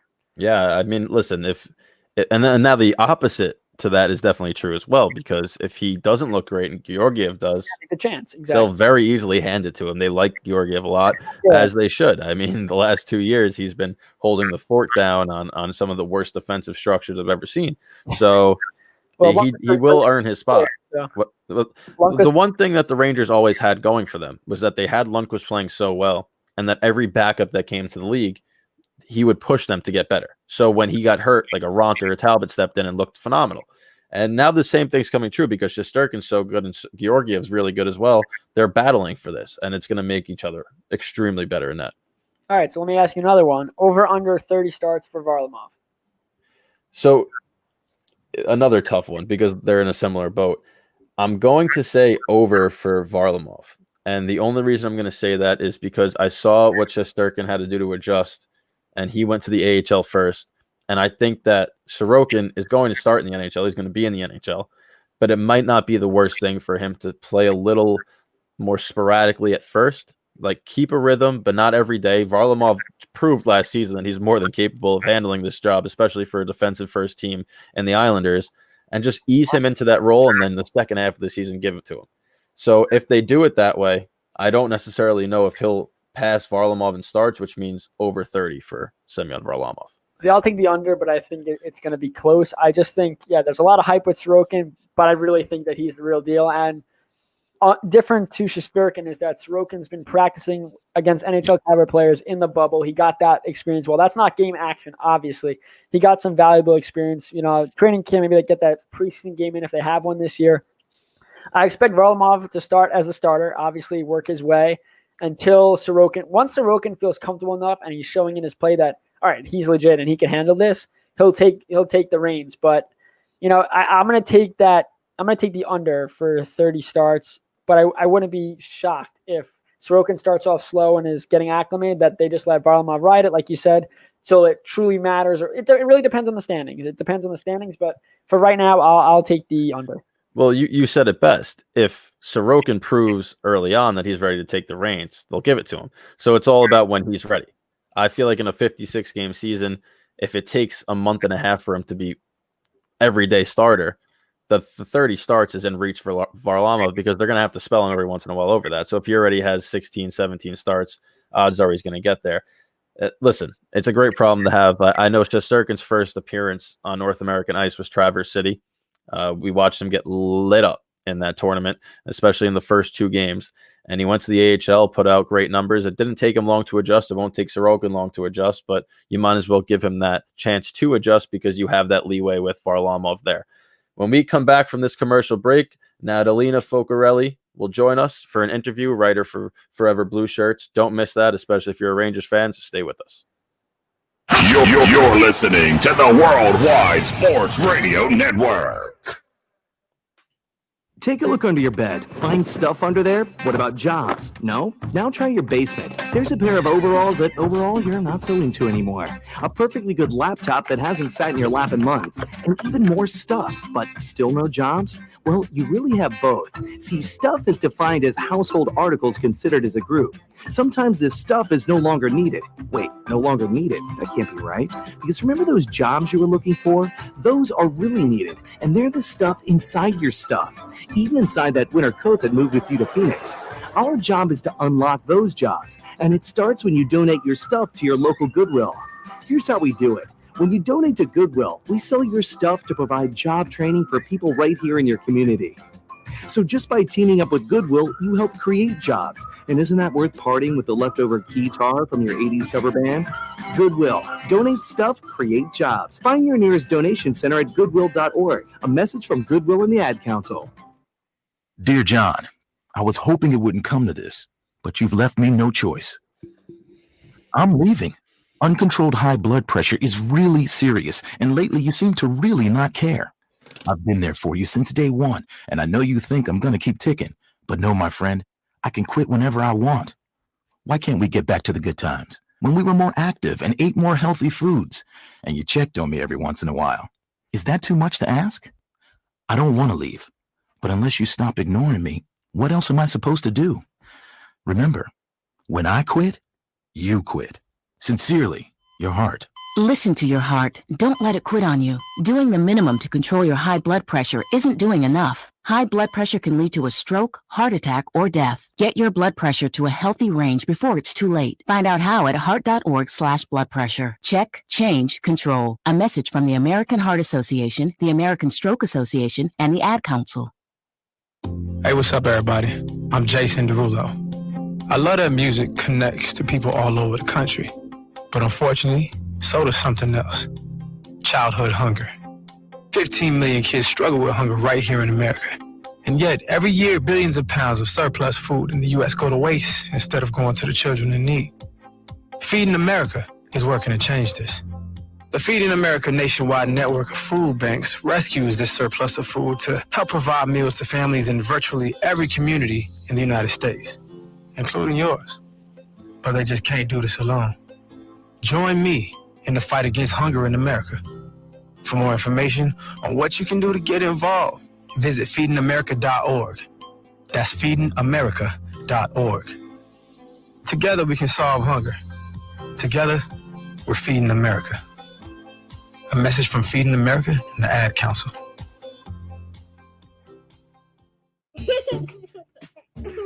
Hey, everyone. Let's all stop what we're doing right now and take a moment. That felt good, huh? Just like that, we had a nice special sort of moment together. Of course, they don't all need to be quiet moments to be special. They could be loud moments, goofy moments, sporty moments, dorky moments. Moments where we talk or walk or just hang out. It doesn't really matter. They all count. Because every time dads like us take a moment like that to spend with our kids, well, it's pretty momentous. Sounds like somebody agrees. So let's take a moment to make a moment. Today, call 877-4DAD-411 or visit fatherhood.gov. Brought to you by the U.S. Department of Health and Human Services and the Ad Council. Music is a bridge between the material and the spiritual. My name is Harvey Lauer, and I'm 82. As a blind person, you have to be aware that nobody can tell you what you can or can't do. You really have to try things. My folks got me a little radio in 1940, and that was the best present I ever got. When I was 11 years old is when I started to play music, play the piano, and then the accordion, and then the cello. My wife, who was also blind, was a good cook. When she died, that's when I started Meals on Wheels. America, let's do lunch. 1 in 6 seniors faces the threat of hunger, and millions more live in isolation. Drop off a hot meal and say a quick hello. Volunteer for Meals on Wheels by donating your lunch break at americaletsdolunch.org. This message brought to you by Meals on Wheels America and the Ad Council. You're listening to the Worldwide Sports Radio Network. You're listening to the BS Sports Show on the Worldwide Sports Radio Network. Welcome back to the BS Sports Show, everybody. Brendan and Stefan here with you, and now we have a very special guest joining us. Joining us now is Natalina Focarelli of Forever Blueshirts. Hi, guys. Here today. Hello. Hi, how are you? I'm good. Thanks for having me. No problem. So, Brendan, kick it off. Yeah, thank you for joining us. And I read your goodbye letter to Henrik Lonquist, and it was a great piece. And I feel like all Rangers fans could agree with that. So what did he mean to not only you as a fan, but to all Rangers and Rangers hockey? Oh, well, thank you. I think it was definitely my favorite piece to write, but it was definitely the hardest. Just as I kind of said in the letter to him, he pretty much was Rangers hockey. I don't remember a team without him. I don't think a lot of us younger fans really know a team without him. And he really just was New York City. He was Rangers hockey. He did a lot for the city too, right? He started his own, his different things for children, his different charities. He worked really closely with the Rangers organization and their charity. So I just think, he was just seeing him out there in between the net, you just felt like you always had a chance that day. And no matter what the game was, no matter what was going on, he always showed up for us. So we're definitely going to miss him. It's going to be weird without him. Yeah, definitely. He was just as impactful off the ice as he was on it. So really a pillar in the community for a long time, but all good things must come to an end. And now we move on to the future. But do you think another uniquely structured NHL season, obviously it's going to be 56 games, would stunt the growth of the Rangers' younger players such as Lafreniere, Kakko, and Edel? Well, I think the Rangers are set up really for such an exciting next, even 10 years from now. We have so many young guys coming in, and then getting Lafreniere was just kind of the icing on the cake for us. I don't think it'll stunt their growth really in any way. I mean, if you watched the Rangers in the bubble, I remember tweeting out that our best player was Kakko. He was kind of coming into his own by then. And I think with guys like Zibanejad and the presence of Panarin and keeping Kreider was so important just because, the organization knew that we were going to have so many young guys coming in, and there's still so many even coming in. And Shesterkin's just, dipping his feet in after his first season. So I don't think it'll necessarily stunt their growth, hopefully. I think it'll be a challenge for them. But I think in the end, it'll be our veteran presence that kind of moves them along and helps them get situated with everything. I wanted to say before you asked your last question, Brendan, is that my letter to Tavares is a bit different than your letter to Lonquist. But anyway, we'll move on. Jesper Fast was a fan favorite. He was a guy that did the little things every single night for this Ranger team. Now he's on Carolina. Which Ranger do you think has the skill set to take over that role? Well, I think first, Rangers fans, we have had a really rough 3 years, just losing guys left and right. I remember it was Zuccarello. I remember getting that, that tweet, that update on my phone and being in tears, and my whole family, we lost somebody in our family. So it's hard with any of them, just like with Fast and letting him go. But I think the guy has to be Brendan Lemieux. He was suspended going into the bubble, and it really, you could see that it hurt, our team. And getting him back was huge. And I think that he just does all the little things every night. He is ready to fight anybody. He's an instigator. He's a rough guy, but he's also got a lot of skill, just like Fast. Fast did all the gritty work, but he was also a really skilled guy. And he was just a guy that everyone, I feel looked to, and he could make that big play when they needed it. And I think that's going to be Lemieux for us. So I'm really happy that we kept him. Brian, would you have to agree on that? I would. I think that he's poised to take that step.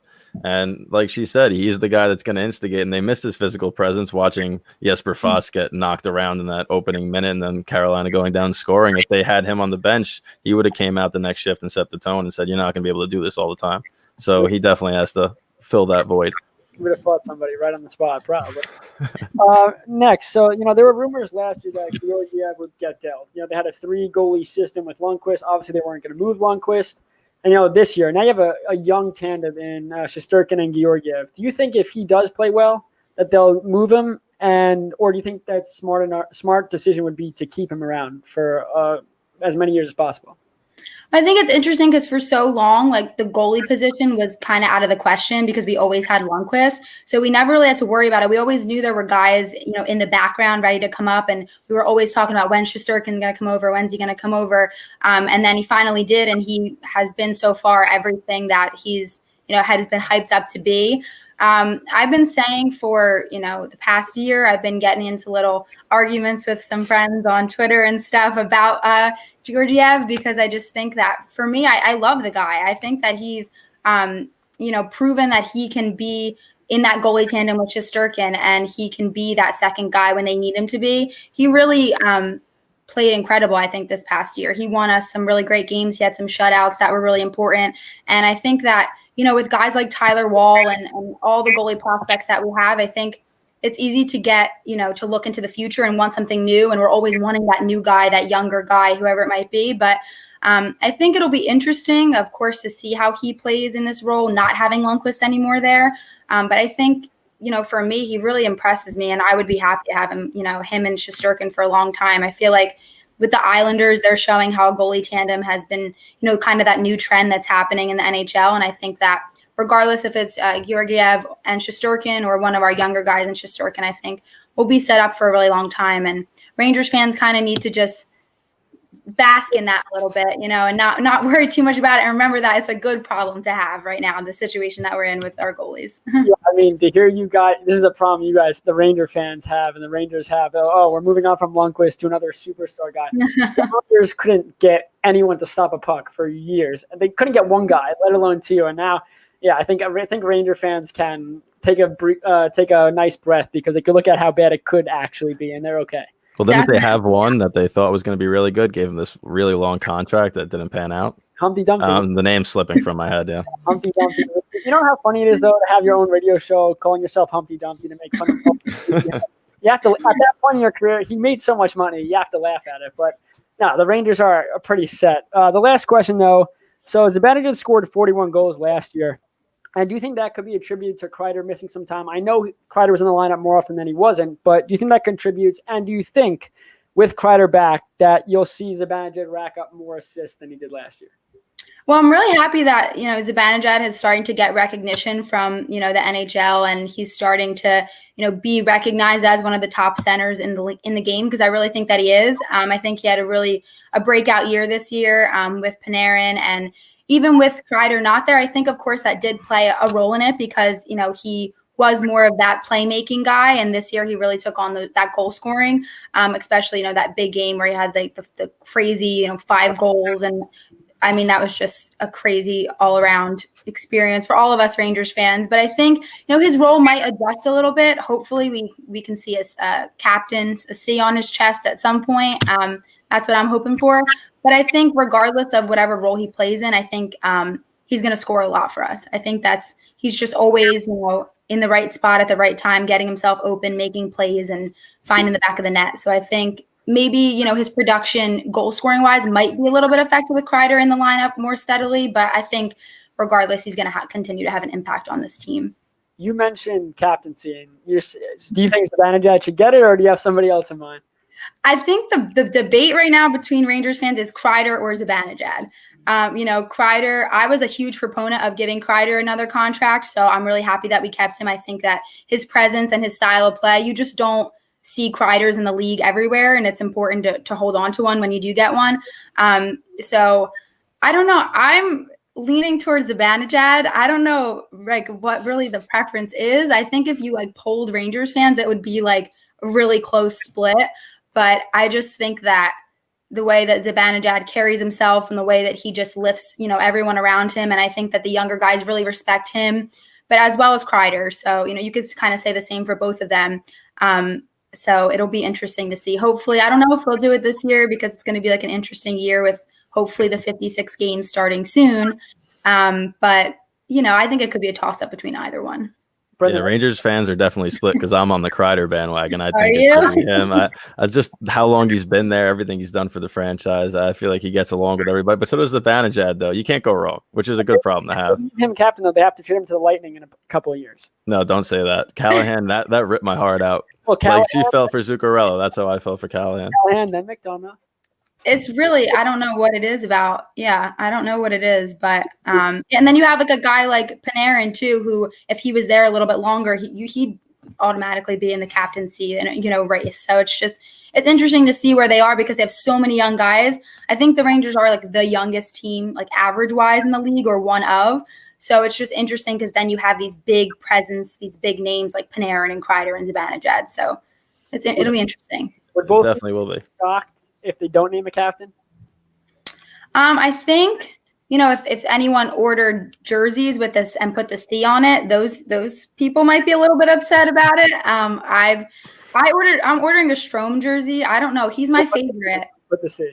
Yeah, Strome is my favorite guy. I don't know Really? why, but I know people ask me why. They're like, Strome, like there's all these big names, and I'm like, I just love him. I think it's always been because every time I've defended him, I've gone out and defended his play, or I've gone out and defended giving him another contract. He's always pulled through. He's always come through with a big game like that game. And I'll be like, see, told you. I remember tweeting out like one time, I was like, I think Strome like goes on my Twitter and he looks at it because every time I defend him against somebody, he like comes out and has some massive big game for us. And I'm just like, yeah, he has my back. He knows. So. Well, keep tweeting it then because we need him to perform at a high level next season. So one thing before we let you go, I'm going to put you on the spot a little bit. Playoffs or no playoffs for the Rangers next season? I'm going playoffs. All right. I like the optimism. Yeah. I'm hoping so too. I think with that breakdown, I know it's going to look a little different, that our like division, whatever that is, the USA division is like so competitive. Like I always feel like that's like the craziest, division to be in with just like all those heavy hitting teams. But I don't know. I have a good feeling about it. I remember seeing a tweet. Someone said something about Rangers winning a cup around like 2025. And I was like, I can get behind that. That would be really nice. I think I replied to that. I saw it too. And I was like, hey, 2025 is not too far away. I'm in support of that theory. Yeah. So I hope so, but I think playoffs. Yeah, I really hope so. And I think if it's another expanded postseason, then they will be in it. But like you said, that division is they're unfortunate their place there, and the teams in the West are probably licking their lips that they're not. But Natalina, thank you very much for joining us. We really appreciate you coming on. Yeah, absolutely. Thank you so much for having me, guys. No problem. Have a good one. All right. So, great interview there. Natalina Focarelli from Forever Blueshirts. We really appreciate her coming on, and a lot of good talking points because the Rangers and Islanders are in that division, which honestly, when you look at how the rest of them stack up, there's all the talk about the all Canadian division because that's just awesome for that country and for the sport. But this one is really the division of death. It is a division of death. I just want to give her a shout out on Twitter. You could follow her at Natalina, BREA, capital N, capital I, capital R, for great coverage, great writer. And she had great insight too. And you can put her on the spot. And, of course, she's playoffs. There's no reason the Rangers shouldn't. It just their biggest question mark is not how good their defense is. It's how good can their defense become? Because, again, they're young. They're, you can see that's their weakness, but they're not bad on defense. I just wrote an article about this. And it's not a bad defensive group. They didn't play great last year, but you had Adam Fox and Lindgren, very, very young guys playing in the top unit. And they played quite well. It wasn't even them. It was more, Mark Stahl was definitely showing his age and that he couldn't really handle it. Smith he's questionable NHL player on defense at times. So I think this year you'll see a much better defensive team, and you have the goaltending and you have the offense. So the last piece you need to actually compete for the Stanley Cup is that defense. The question is, once the defense picks it up, is it going to be too late for that offense? And that's the problem every team has, is you have to have all of your units firing in all cylinders, and that's the hardest thing to do at the NHL level. Well, rumor has it Brendan Smith is playing defense this year without a stick because in the 5 seconds that he didn't have a stick against Carolina, he wound up laying out Andrei Svechnikov and playing the best defensive shift of his season.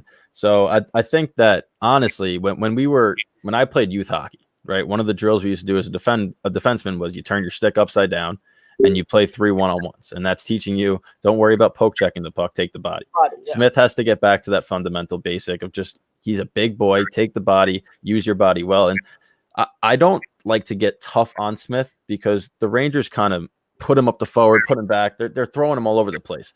This year, he's going to come into the season knowing he's playing defense. He knows he's going to be on that left side, barring any last-minute changes, any injuries, stuff like that. He's going to get back into that groove because when they first got him from Detroit, he was really good defensively for them in that playoff run. So if they don't need that good of a Brendan Smith, you can't expect that.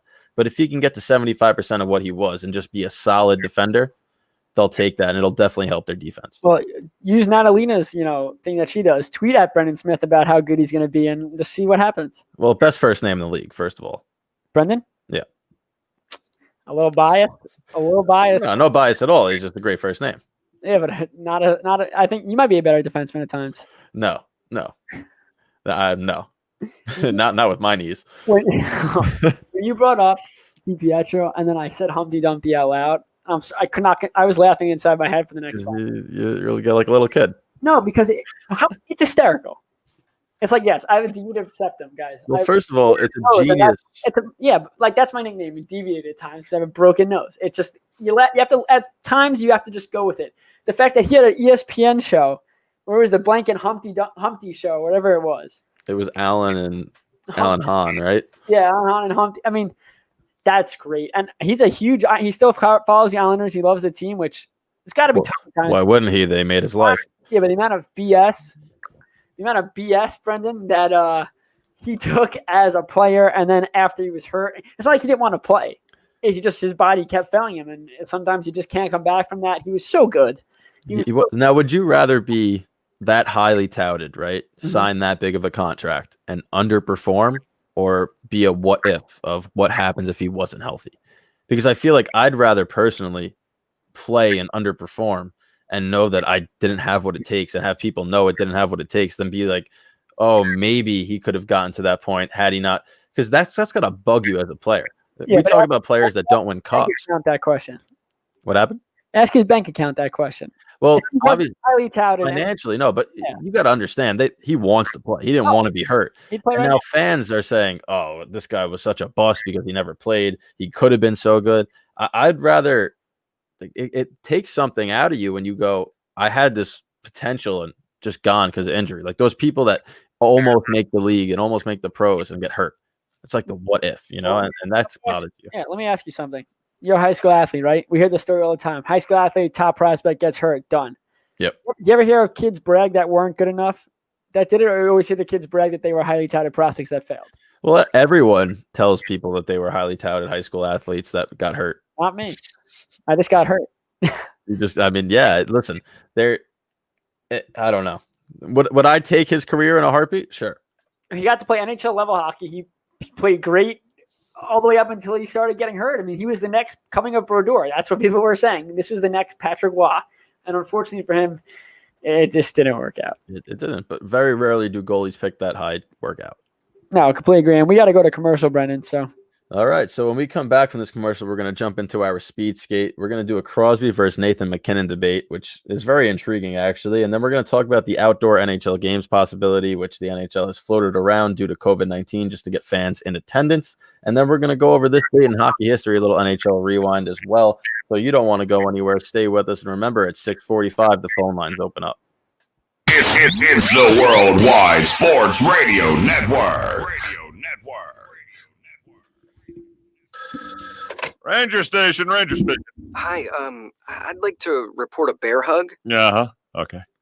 Well, we were building a bonfire, and I saw some, dry brush and leaves around, so, I said to move the bonfire somewhere else, and out of nowhere, Smokey Bear shows up and hugs me. So you noticed some wildfire hazards and moved your bonfire to a safer location. Yeah. Yeah, that's Smokey, all right. He likes it when people help prevent wildfires. It hits him close to home. Not everybody gets the hug, my friend. So that's pretty special to get a hug from Smokey Bear. So it was him. Hey, guys, I told you it was Smokey. Okay, well, congratulations, my friend. And thanks for calling. There are many ways to prevent a wildfire. Learn how you can do your part at SmokeyBear.com. Only you can prevent wildfires. Sponsored by the U.S. Forest Service, Ad Council, and your state forester. Hope you enjoyed your meal. And I just want to say, he's lucky to have a brother like you. Lucky? Caring for my brother is far from easy. Waking up every day, lifting him from the bed to the wheelchair to the car to get him to therapy on time, it's no small task between the doctors and the diagnosis, but nothing can disable this love. This is my big brother, my hero. He's part of me, like my arms and legs, so I'll be his. See, there's no time for tired. This starts again tomorrow. He'll be waiting for me. I wake up for him. I know he needs me, but I'm the lucky one, even though I need help now and then. If you're caring for a loved one, visit aarp.org/caregiving for care guides and community, or call 877-333-5885. Caregiving Resource Center. Support for your strength. Brought to you by AARP and the Ad Council.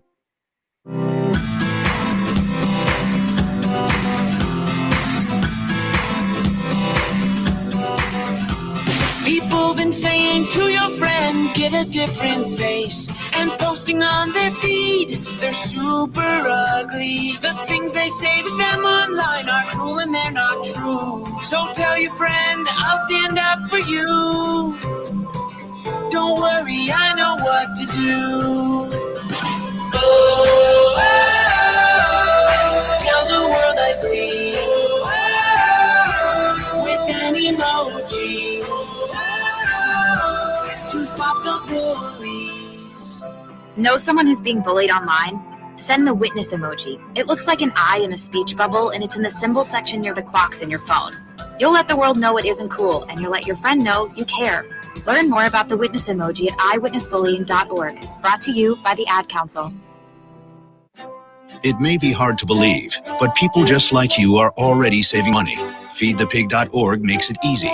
Their simple savings plan teaches you how to start saving without going overboard. So you don't need to mooch off your friends. You gonna finish that grape? You mean the one in my mouth? You don't need to stop buying the necessities. What you're smelling is a natural musk. Ew. You don't need to be a medical test subject. How do you feel? Mostly okay. Sometimes, though. You don't need to get a second job as a stuntman. We need a new stuntman. Let's break for lunch. You just need an internet connection. Don't get left behind. Start your personal savings plan with the tips and tools on feedthepig.org. That way, you don't need to sell your soul to the devil. $15 is the best I can do. All right, deal. Brought to you by the American Institute of CPAs and the Ad Council. When is the best time to talk to your family about staying in touch during a disaster? When floodwaters reach your door? When wildfires are engulfing the edge of your neighborhood? Or an earthquake is destroying buildings? When a tornado is tearing through town? Or a hurricane strikes? Or is the best time perhaps today? During a disaster, you may not be able to stay in touch with your family or friends as easily as you think. And it's not always as simple as using your cell phone. That's why now is the time to take action. Go to ready.gov/communicate and make your emergency plan today. Don't wait. Communicate. Brought to you by FEMA and the Ad Council. It's the Worldwide Sports Radio Network. You're listening to the BS Sports Show on the Worldwide Sports Radio Network. Welcome back to the BS Sports Show, everybody. Brendan and Stefan here. And before we get into the speed skate, I want to touch on what's going on with the World Junior Championships and Team Sweden. 4 people, members of that team, not necessarily just players, are deemed ineligible to join Sweden at the World Junior Championships. The latest is their head coach, who now cannot make it after one of their assistant coaches already tested positive. And another member of that small group of positive cases is Rangers prospect Carl Henriksen, who was looking forward to, having a big World Juniors tournament and putting his name even more on the map for Rangers fans that might not be as familiar with the European prospects. He has been pretty good over there in Sweden, but he will miss the World Junior Championships because of COVID-19. Just another level to 2020 where you're like, wow, all these kids that are vying for that spot, and even the kids that are now going there and playing for Team Sweden without a head coach and an assistant coach. It's basically a new coaching staff now that you're learning 2 weeks before the tournament. I mean, they call it a tournament where you represent your country, but it's advertising. It's marketing. It's showing what you have before you go to training camp. Some guys might not be on the list for training camp, have a phenomenal World Juniors, and the team goes, oh, they should be at training camp, and they come. So it's very unfortunate for a guy looking to, get an opportunity there. It really is. And I mean, the quality of the tournament won't change. Sweden is one of the powerhouses of the hockey world, and they probably will still be competitive, but it does give the few teams that can manage to keep their teams intact and stay healthy an advantage in this World Junior Championships. I mean, it showed they're not going out and doing stupid stuff. Obviously, what's happening in Sweden, I don't think is that. I think hockey players as a whole are much more of a team, and I don't think they would do anything to jeopardize that. It's the nature of the beast. It's a virus. You could get it anytime, anywhere, and hopefully they all get through it. Health is the most important, so we can care less about hockey right now. Hopefully all the players that have it get through it okay. They don't really pass it over, and everything's good soon. Yeah, I mean, they probably had one player come unknowingly positive, and whoever he came into close contact with, I mean, that's just been the nature of this beast throughout every level of sports and society. It's the unknown behind it. But let's move on to the speed skate. And I believe that me and you are under the impression that Connor McDavid is the consensus #1 player in the National Hockey League at this moment. I don't think there's anybody more skilled than him in the league right now. Maybe Crosby, maybe McKinnon, the two people we'll talk about now. But the way that McDavid just maneuvers around that puck, how successful he's been in his short time in the league already, with what still is to come, barring any more of these devastating injuries that he's had to his lower body, his speed is unreal and unmatched. So the battle for the #2, right, the second best player in the league, I think, is between Sidney Crosby and Nathan McKinnon. And granted, you can't go wrong. If you're drafting and you're in the top 3 and you take one of those 3 players, you're going to be very happy with where you stand. But Crosby or McKinnon? So before we dive into the stats, which one do you think is better right now? Like you just set up, though, if you were going to do a draft, right, you're probably taking McKinnon given his age. That's probably how you would go about it. But although Crosby isn't necessarily that old. He's not that old, but he's got years on him and quote-unquote wear and tear, which we haven't seen yet. I mean, the concussions are one thing. So has McKinnon's been hurt too. But if I had to choose one, either Crosby or McKinnon, it is tough, but I would probably take Crosby. McKinnon is an unreal talent, but I feel like the vision for Crosby is just on another level. I mean, yes, McKinnon could score goals, pick up the assists. I just think Crosby has a little edge on the vision.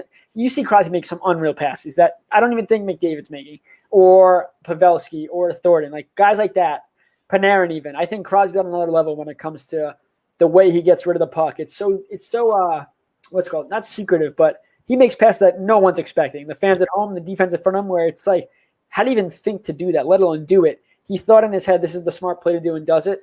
I think that puts him ahead of McKinnon. So I was really battling this because my initial instinct was Crosby. Okay. What happened? The battle, though? You're okay? You got over it? Oh, no, I won the battle. It was me versus my mind, and I conquered it. But I think that my gut says go Crosby. But then I look at it, and I'm thinking about right now. Career-wise, Crosby's obviously had the better career, championships, player performances, points per game, all in his favor. Right now, Crosby's been battling some injuries, and I think that McKinnon started off a little bit slower than McDavid and Crosby did in his career, but over the last 2 years has skyrocketed. And if he continues on this trajectory, come next year, he's going to be a better player than Sidney Crosby in this league. So I'm going to take Nathan McKinnon. Yeah, I think that right now he's on the way to be a better player, so I'm going to take McKinnon. And when I look at the stats last year, having 58 assists, you don't necessarily think of McKinnon as an assist guy. Like, you think of Crosby, amazing vision. When you think of McKinnon, you think of amazing shot. And for him to have that total of assists plus the 35 goals, I just think he is in such a good situation in Colorado. I think his numbers are going to keep going up. Obviously, not this year because of 56 games, but he, to me, is unreal. I've never seen a player move so fast and never stop their hands from moving. Usually, even McDavid, when he's in open ice and he's stick handling. He eventually goes and pushes the puck or protects the puck. McKinnon's always just moving his wrists, and I've never seen somebody with that amount of hand speed to match that amount of foot speed. It's so rare. It is so rare. When he crosses the blue line, you have a split second to decide how you're going to defend him, because if you choose the wrong one, he's behind you. And it's not even that he has sick hands, yes. Like his release off his wrist shot, it's like Austin Matthews. It's just so quick and decisive that he doesn't hold on to it too long. Like a Brock Nelson on the Islanders, phenomenal wrist shot. Yep. But he holds on to the puck for like 2 seconds too long, and that either leads to hitting missing the net, or it's getting picked off and deflected or blocked. Like McKinnon gets the pass, comes over the blue line, shot. Like there's no hesitation in his play, which is why he's so dangerous. But looking at the stats, and Crosby this year, he only played in 41 games. He had 47 points in 41 games, 16 goals, 31 assists. McKinnon, like you said, 35 goals, 58 assists, 93 points in 69 games. That's a phenomenal year. Now, I'm not going to look at Crosby and go, I'm basing it off this, because Crosby's scoring more than 20 goals if he's healthy. And if he's healthy, playing a full year. I don't know if he gets to as high, though, in the assist category as McKinnon does. And it's interesting, too, about we love to talk about the player and love to talk about what team they're on. And for a while, Crosby, there wasn't that many weapons. Yes, they have Malkin. Gensel is great. But it was more that Crosby makes those guys that good. Like a Patrick Hornquist playing on the top line. He's not a dynamic player. But you look at over in Colorado, and he's got guys that just Rantanen finishes. Landeskog, even if he doesn't get a lot of attention on that line, because that line is phenomenal, and he might be the third guy on that line when you think of scoring. Great player as well. And for Crosby, he makes the players around him great. I feel like Crosby and McDavid are in that similar conversation, because it's how good they make other people. Yes, McKinnon look at the assists he had. He clearly helped his teammates around him. But I don't think his teammates need as much help as guys like, Cassian. Cassian without McDavid's not a guy making significant amount of money. Crosby makes a guy like Hornquist look amazing. Gensel's very good. Streaky guy, very good. But I think Crosby and McDavid are in another conversation in that regard. But I agree with what you're saying. Right now, McKinnon's in his prime. He might have a step higher he can get to, let alone he has had injuries as well. He had injuries in this before the playoffs this year? He did, right? He missed a couple of games. Yeah. Not a lot, but a couple. Not a lot. So can McKinnon be as good as Crosby over a long-term career? Probably not. But right now, I could see why you're saying I would take McKinnon right now. But Crosby's one of those guys, though, I think until he retires, it's Crosby. It's not a downgraded Crosby. It's Sidney Crosby. The same way if McDavid stays healthy, it's never going to be, he's not the same. No, it's Connor McDavid for the whole. You're going to get Connor McDavid. Yeah, they're those two, and maybe even McKinnon, and maybe you have to see how his career pans out, are players that aren't the best in the NHL right now. They're the best in the NHL all time. Like, that's the conversation they're going to be in. Yeah. For McKinnon, and I think if you put him in a situation with a Cassian or a Hornquist, I still think he makes them better. Like, I think that maybe he won't achieve the same amount of success at helping others as those two players do, but they will definitely benefit from playing with Nathan McKinnon, without a doubt. And when I think about how great he is, the thing that comes to my mind every time is when he crossed up, I think it was Jared Spurgeon in that playoff game. They play the Wild all the time. It was a playoff game. He made an inside move, went outside, crossed him up, and took a wrist shot and scored. Spurgeon's a great defender, too. And the reason that sticks out to me is it might not have been Spurgeon. I know it was a Wild defenseman. But when I think about that move, the cross up, phenomenal. But he was moving so fast that when he crossed up the defender, he had one leg fly into the air. He crossed himself up too, and then he was able to maintain his balance and poise to get that leg down, shoot while he got the leg down. Goalie had no time to move. That's the thing. That's the thing. Goalies have no time to move. When you hold on to the puck, it might seem like a millisecond watching on TV. But as a goalie, yes, I'm not moving nearly as fast. But you get that extra split second to read a play and either stick your glove or pad out. That's make or break for you making that save. For him, he doesn't give that goalie a chance to even have a second in his head to go, what am I doing? It's just too late. It's in the back of the net by the time you have the time to think about that. It's never a straight release either. Yeah. If you're sitting there thinking he's going to cup the puck and just shoot it, you're wrong. He's going to pull it in. He's going to push it out. It's never the angle that the goalie thinks is coming. And I mean, it's not, you can work on that all the time, and every NHL player does, but it's a natural born skill to be able to shoot it with the accuracy, power, and deception that they all do. And I mean, Matthews is another great one where you're talking about deception in the wrist shot. Well, first, David. I know we were in college. It was junior year. That toe drag through the legs in overtime. I forgot who. Oh my God. We were watching that. May or may not have money on it off the record, but I mean that was just it's just the deceptiveness. It's hard to explain too. If let's say you don't play hockey, you're seeing it's beautiful to look at, but the skill you need to do that against these are high caliber goaltenders, and that one little wrist motion, that one little movement changes the game for goaltending entirely. That's why backhands are the hardest shots to stop. It's because you don't know where that's going. And for the same way with that, if you go to toe drag the wrist shot, he could be letting it going at the heel at the stick, the end of it. You have no idea. And by the time you realize where that puck's going, it's game over. Yeah, and we've seen Sidney Crosby make a living off backhands like that because his backhand is as good, if not better, than some players' forehand, and it's too deceptive to stop. You know what I saw? I don't know where I saw it, but today they were showing a highlight of Malkin's spinorama backhand goal. Oh, and against Edmonton, right? Oh my! I think it's against Cam Talbot. Yeah. And that might be one of the nicest goal. I don't think I'll forget that goal because I don't know if he meant to put it there. It doesn't matter. If you ask him now, he's going to say it in his thick accent that he did. So, I mean that was like Patrick Kane-esque too. I have some breaking news. Oh, do you? Pierre LeBrun. The NHL has scheduled a Board of Governors call for Wednesday at 4 p.m. Eastern time to update clubs on things. So that means tomorrow at 4. That can't be a bad thing. No, it really can't. What they're probably going to tell them is, hey, we're starting the 13th. Get ready for training camp. Let's get it going. Maybe they're going to tell them about a vote that took place. We said that 2/3 owners vote had to be. So it could be a saying geographic. If they're having it on Wednesday right now, I'm assuming that vote went smooth and they're doing the realignment. Now, if that's what it is, this is all speculation. But they're definitely going to be telling the players about what they're expecting for the season. Yeah. Expected start dates. We were talking about training camp and how they're not sure and their chemistry can be affected. So that's definitely what this is going to be about to get ready to come back. But listen, last week everything was rumors. Oh my God, the CBA is this. The league won't give the players this. The players aren't talking. There's no players association meetings with the league. And now the news that we're getting is so much more positive. Stefan's tweet came along and it's all sunshine and rain. You're a game changer, Mr. Rosner. I try my best. But no, yeah, Pierre LeBrun did this one, and it's not me this time. I'm not going to take credit for it.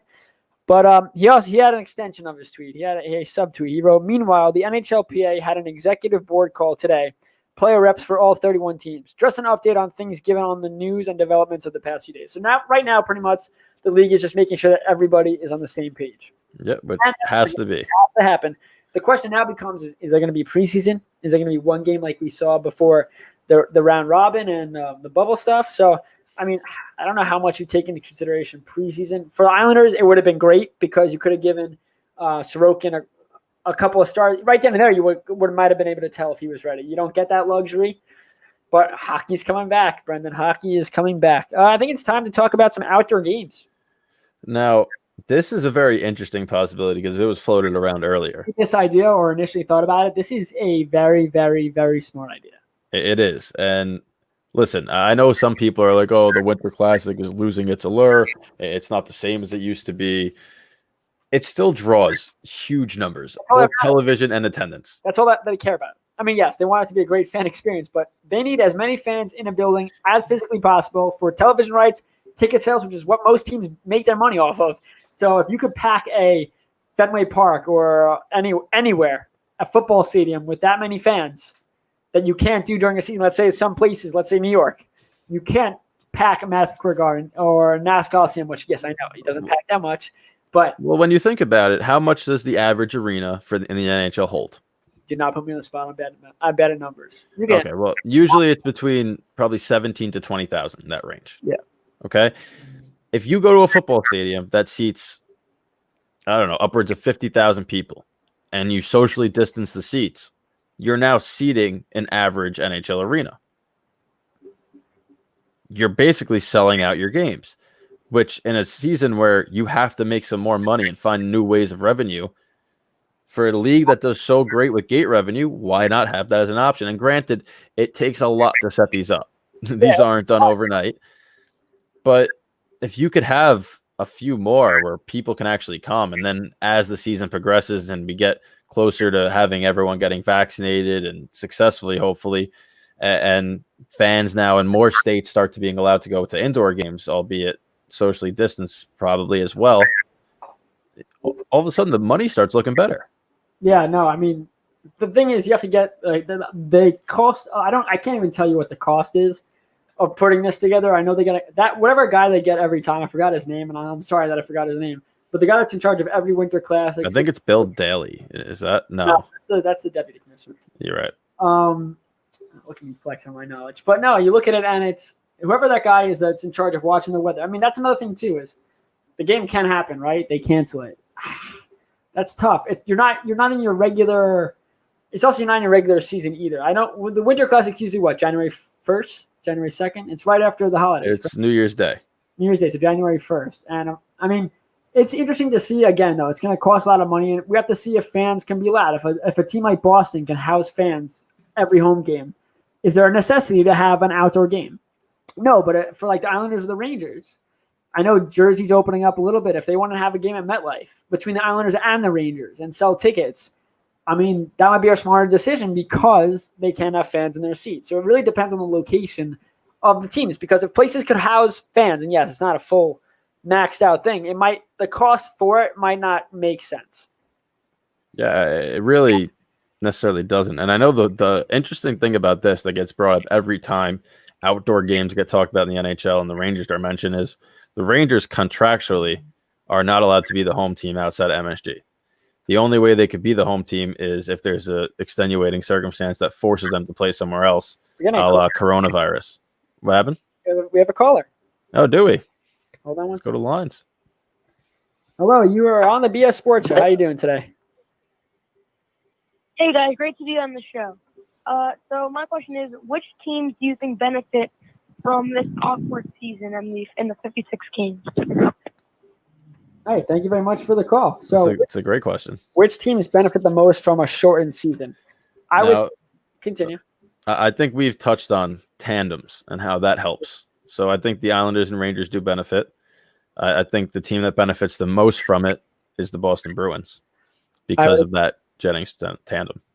No, I would completely agree with that answer. You just got to think of teams that, again, streaky teams. I think the Sabres. Hands down, the team that benefits the most from a shortened season is a Sabres team is up there because they start off so freaking well. So well. And they get everybody's hopes up and they just hit the fan every single season. And if they can start off hot, yes, that's a long shot that they start off hot because, again, they're playing very good competition. And right off the bat, every game is pretty much like a playoff game. So it's not going to be the same where, okay, we're getting our feet underneath us. Like you see in baseball, most no-hitters and perfect games happen early in a season because the hitters aren't ready. So everyone's going to be ready to go or they're all going to be slow out of the gates. It's not going to be like one team's going to be far superior. Everyone's getting ready at the same time. They have a couple of weeks to get ready, then you go. But this really could benefit a team like the Sabres. That's where I would leave that. Yeah, I think the other two teams that come to my mind are the Tampa Bay Lightning, just because you said streaky and how good they are. And then the other one's the Vegas Golden Knights because they do still have Leonard and Fleury together. They're loaded up front. And they added Alex Pietrangelo on the back end. So in a shortened sprint, they could have the talent to just pull away enough where they're chilling with a great spot in the division. Now you also got to think of teams that have players that get hurt. Yep. All the time. Well, listen, in a shortened season, that's going to be more prevalent than ever. And now if you're on a team where you have 2 or 3 guys go down with an injury and you have another 2 guys that go down with COVID, you're done unless a guy steps up like we saw with Dallas, with that young guy that stepped up and went absolutely off in the playoffs. But Keep your Anta. But if you don't have a guy like that steps up and you have a rookie that's maybe not ready, first off, now the team's not going to do well. You might be hurting that player's development as well. If he's not ready to be in the NHL and they have to call him up, we saw that with Josh Bailey when he first came up. They kept pushing the envelope for him to be that guy, and he showed that he wasn't ready, but they stuck with him, went back and forth. That hurt. That might hurt development, and in a shortened season, is it worth hurting development to win? No asterisk. I'm not saying that this season doesn't count. I'm just saying that's got to be a thought process. But I think, Brendan, NHL Rewind is something we really want to get to because every week seems to be Tuesdays are the days. Every Tuesday seems like. Listen, when we were picking the day for the show, we didn't realize how successful we'd be with our throwback on this date in histories. But Kicking things off in 1987, Ron Hextall becomes the first goalie to score by shooting the puck into an empty net in a 5-2 win over Boston. Billy Smith was the first goalie to ever score a goal in the NHL, but he got credit for a goal because he was the last Islander player to touch the puck, and then the other team shot it into their own net. So Ron Hextall becomes the first goalie to actually shoot the puck into an opposing team's net. And listen, Pecorine did it this year, and we still go crazy for goalie goals. Oh, it's great. It's great. It's probably one of the greatest, as a goalie who's never done it and will never do it just because it's very hard to do. And you got to have it's just not going to happen for me. I've settled with that, and I'm okay with it. It's always Mike Smith saved the All-Star game when he put it through the little hole. That was crazy. Everybody goes nuts. And when it happens in an actual game, that was crazy. And Hextall has done it more than once. This was the first of what? I think he did like 3 times. I don't know. I think I might be right. I don't know. I think. I'll give you credit for being right. Sure, why not? We'll check it. 1931. Bruins lose 3-2 to the New York Americans, ending their 24-game unbeaten streak. 19 wins, 5 ties. Sounds like the Chicago Blackhawks of 2014. Yeah, it does, except they probably didn't get points for a tie. And I think that when you look at unbeaten streaks like that, especially in those days with the grinded-out style and how physical it was, those are really impressive. They didn't have overtimes to decide things. Not like now where it's 3-on-3 and then a shootout. If they're winning, they're earning their wins. Yeah, I'm sorry. Keep talking. I'm looking up the Ron Hextall thing. I want to see if I was right. Oh, you want to see if he scored 3 other times on an empty net? Yeah. Well, I'll go to 1993 now because that is our next one. Jari Kurri becomes the highest-scoring European player, passing Peter Stastny with his 1,223rd point in the NHL. He wound up finishing with 1,398.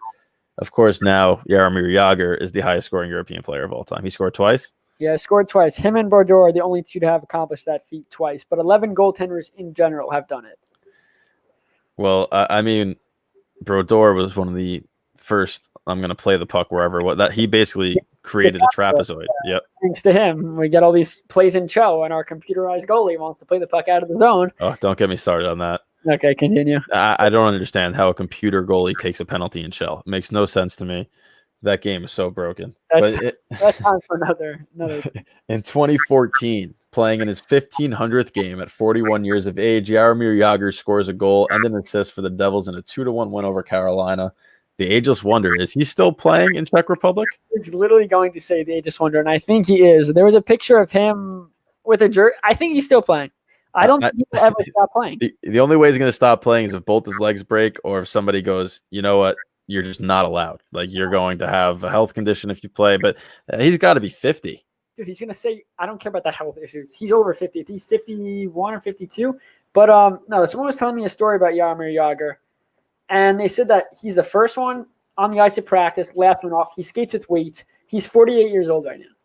Did you ever see the picture of him training during, I think it was his final NHL season, with the weighted vest, the weighted leg pads on it, the weighted pucks? Crazy. And that's why he's been able to play for this long, because his body isn't failing him. You see other players where it's like, okay, they're old, you feel it, and they don't want to put in not saying that they don't deserve to take a break and retire. It's you have to, at some point, the mental grasp of getting up in the morning and doing that. After a while, sometimes you had enough. Anyone doing any job when they retire, I don't want to do the 8 to 4, 9 to 5 anymore. I want to relax and sleep in. This guy Jagger's up at 5 a.m. drinking his coffee or whatever he drinks. I don't know. He's a different animal. He's drinking the Russian gas. Yeah, and he's just working out, going on the ice. He might do all that stuff even when he doesn't have a game for fun. It's a habit. Hockey players sport players in general are creatures of habit that unless he can't run and play hockey anymore, I can't see him not playing.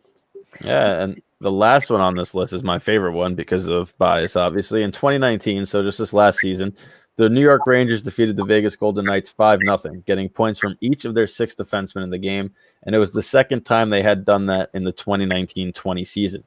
Now, the interesting thing about that is that feat had only been done once in their previous 33 seasons, and they had done it twice at that point in December.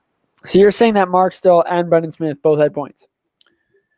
That I'm not sure because Brendan Smith could have been playing forward. But Mark Stahl definitely, because he wasn't. Mark Stahl, by the way, the goal of the Rangers season was his wraparound for the first goal of the season, and then he proceeded to not score again for the next 70 games. Hey, you got to start off hot, and then just you set the mark high. That's funny though. Do you remember watching that? How I said, "Please tell me that wasn't him," because I would have to say something nice about him. Yeah, you were flipping out more. I was just wondering how on earth he did that, and then I knew for a fact he was never scoring again. That's a lucky one. That first off, he surprised himself. For Mark Stowe to score is one thing. For him to be in the play below the circle to wrap one around, what is he, Crosby? Who does he think he is? Clearly, he was an imposter for a game. That goal took me back to like 2012 when he was scoring in the OT against the Capitals, and he was an actual legitimate defenseman. And I mean, he's another one kind of similar to Rick DiPietro, where the what if that puck never hit him in the eye? No, a lot of players like that. Kyle Oposo had an eye injury. Yep. Now Hocher's career was cut short due to his eye injury. I think he's coaching now for some team, which is great for him. But no, injuries play a huge part. But Brendan, did the Rangers win that first game? With Stahl's goal, the first game of the season, did they win? Yeah, that was the game they won 6-5. So when Mark Stahl goal was, the Rangers are undefeated. No, because he scored in the postseason against Carolina. But that's postseason now. That's when it matters.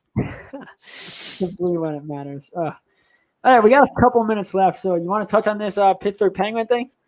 Might as well. I'll let you start because it blows my mind that this still happens. Very, very confusing storyline. It could be a movie. They might make a movie out of it. They have to get people's rights, of course, to sign off. But the minor league coach for the Penguins, AHL, Wilkes-Barre Scranton. I think if I got this right, Brendan, you tell me if I'm wrong. The coach's wife was sexually assaulted by another coach, and he was forced to keep quiet during the season. Is that right?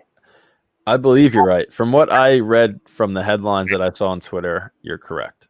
So, and he's also a serial sex offender, which means that they are saying that this coach that assaulted this coach's wife has done this numerous times. And Allegedly. We must say allegedly because nothing's been confirmed yet. And you're also innocent until proven guilty. But the fact that, first off, that the organization told somebody to keep quiet, if it's true, that's a no-no. And that's just terrible. And number two, it's a bad look. It's a bad look, but also sexual assault is nothing to joke about, and it's ridiculous that it still happens. And the fact that, first off, they were told to keep quiet, and that was pretty much because if you speak up about this incident, you'll get fired. And that's just terrible. That's your wife. And we don't know anything about the case at all. We don't know if he tried to come forward or maybe this is him coming forward now to make sure that guy gets what he deserves.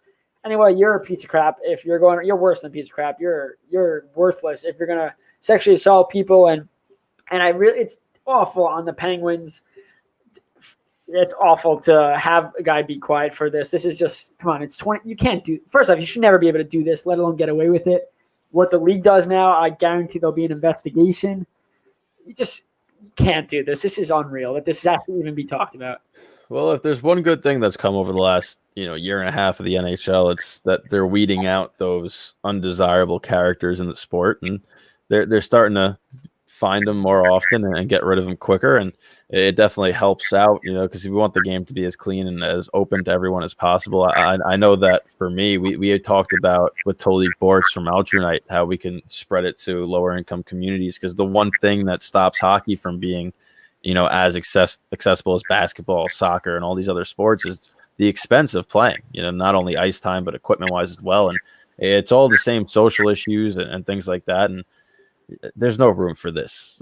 No, there's no need to ever assault anybody, whether it's physically or sexually. It just doesn't make sense. And I hope that if this winds up being true, like we said, it's an accusation, it's alleged right now, but we'll see how it plays out. And if it is true, he's got to be dealt with in the right way. He's getting fired, and there'll be fines, and it'll be a mess, but well-deserved mess. Whatever happens to this guy, he deserves it. But you brought up a great point with Tolik Bortz and Alternate. We got a couple minutes. Let's talk about it. Alternate is a company that takes old jerseys and converts them into usable masks, face masks to fight COVID. And they also collect old hockey equipment and deliver it to families that can't afford to get it. And it's December 8th. The holidays are coming around. And what me and Brendan are going to do is during this holiday, we're going to come around and collect from you guys, whether it's old equipment, doesn't have to be matching gloves, old jerseys. Everyone's getting new jerseys for the holidays. You're going to throw out the old ones that you don't like if you don't like the player or the player's gone, whatever. Don't toss them in the trash. Let us come and get it from you and collect it. It's going to a great cause. I mean, masks not everyone can get masks. They seem like, okay, they're $1 here, they're $1 there. But they're not accessible for everybody. And for families that really need it, converting old jerseys is a really cool way to show your support, and old equipment too. We were all, I mean, I grew up, I never had new equipment. I wasn't poor. I could have, if I want to get new stuff, I really could have. But for people that want to get into the sport of hockey and they look at ice hockey, so expensive, ice time, skates, your kids go out of skates each year. Donate this stuff. You know, Played Against Sports is a great place on Long Island. I'm not sure if there's one by you, Brendan, but Played Against There's nothing by me. Takes old equipment and they give you 50% of what they're selling it for. So you make a little money back. But instead of going to them this holiday, great place to if you want to go to them. Love them, been going to them for years. Talk to us. We'll be posting more about it as soon as we can get around. Obviously, Long Island's very big, but I would love one day I'm going to go around and drive and collect from you guys. That way it's for a great cause, and why not give back this holiday in one of the worst years we've been alive. Listen, every hockey player ever grown up playing with had a bunch of sticks and equipment in their basement that they grew out of, because that's what happens when you're younger. And once the holidays come around, you get that new stick, new pair of gloves, you know, new piece of equipment, and the one that you're using now just gets thrown into a bin. So instead of throwing it out or just letting it collect dust in the basement, let's donate it to people that could use it, and let's get some kid who wants to play hockey a mixed match set of equipment, and he can get out there and learn to skate. Yeah, you can learn more by going to alternite.com. That's ALTRUNITE.com. Brendan, this has been a fantastic episode. We had a great guest, and it's a positive one because it's not us talking about things that we wish could happen or, you know, other bad news. There's a setback with NHLPA escrow. You know, it's not. This is a good episode because hockey is coming back. Again, meetings this Wednesday to discuss everything that's happened to the teams the way they know. And we'll have hockey hopefully real soon. World Juniors coming up. We'll talk more about that next week. But Brendan, it's been great talking to you, and I'll see you next week as well as everybody else. Always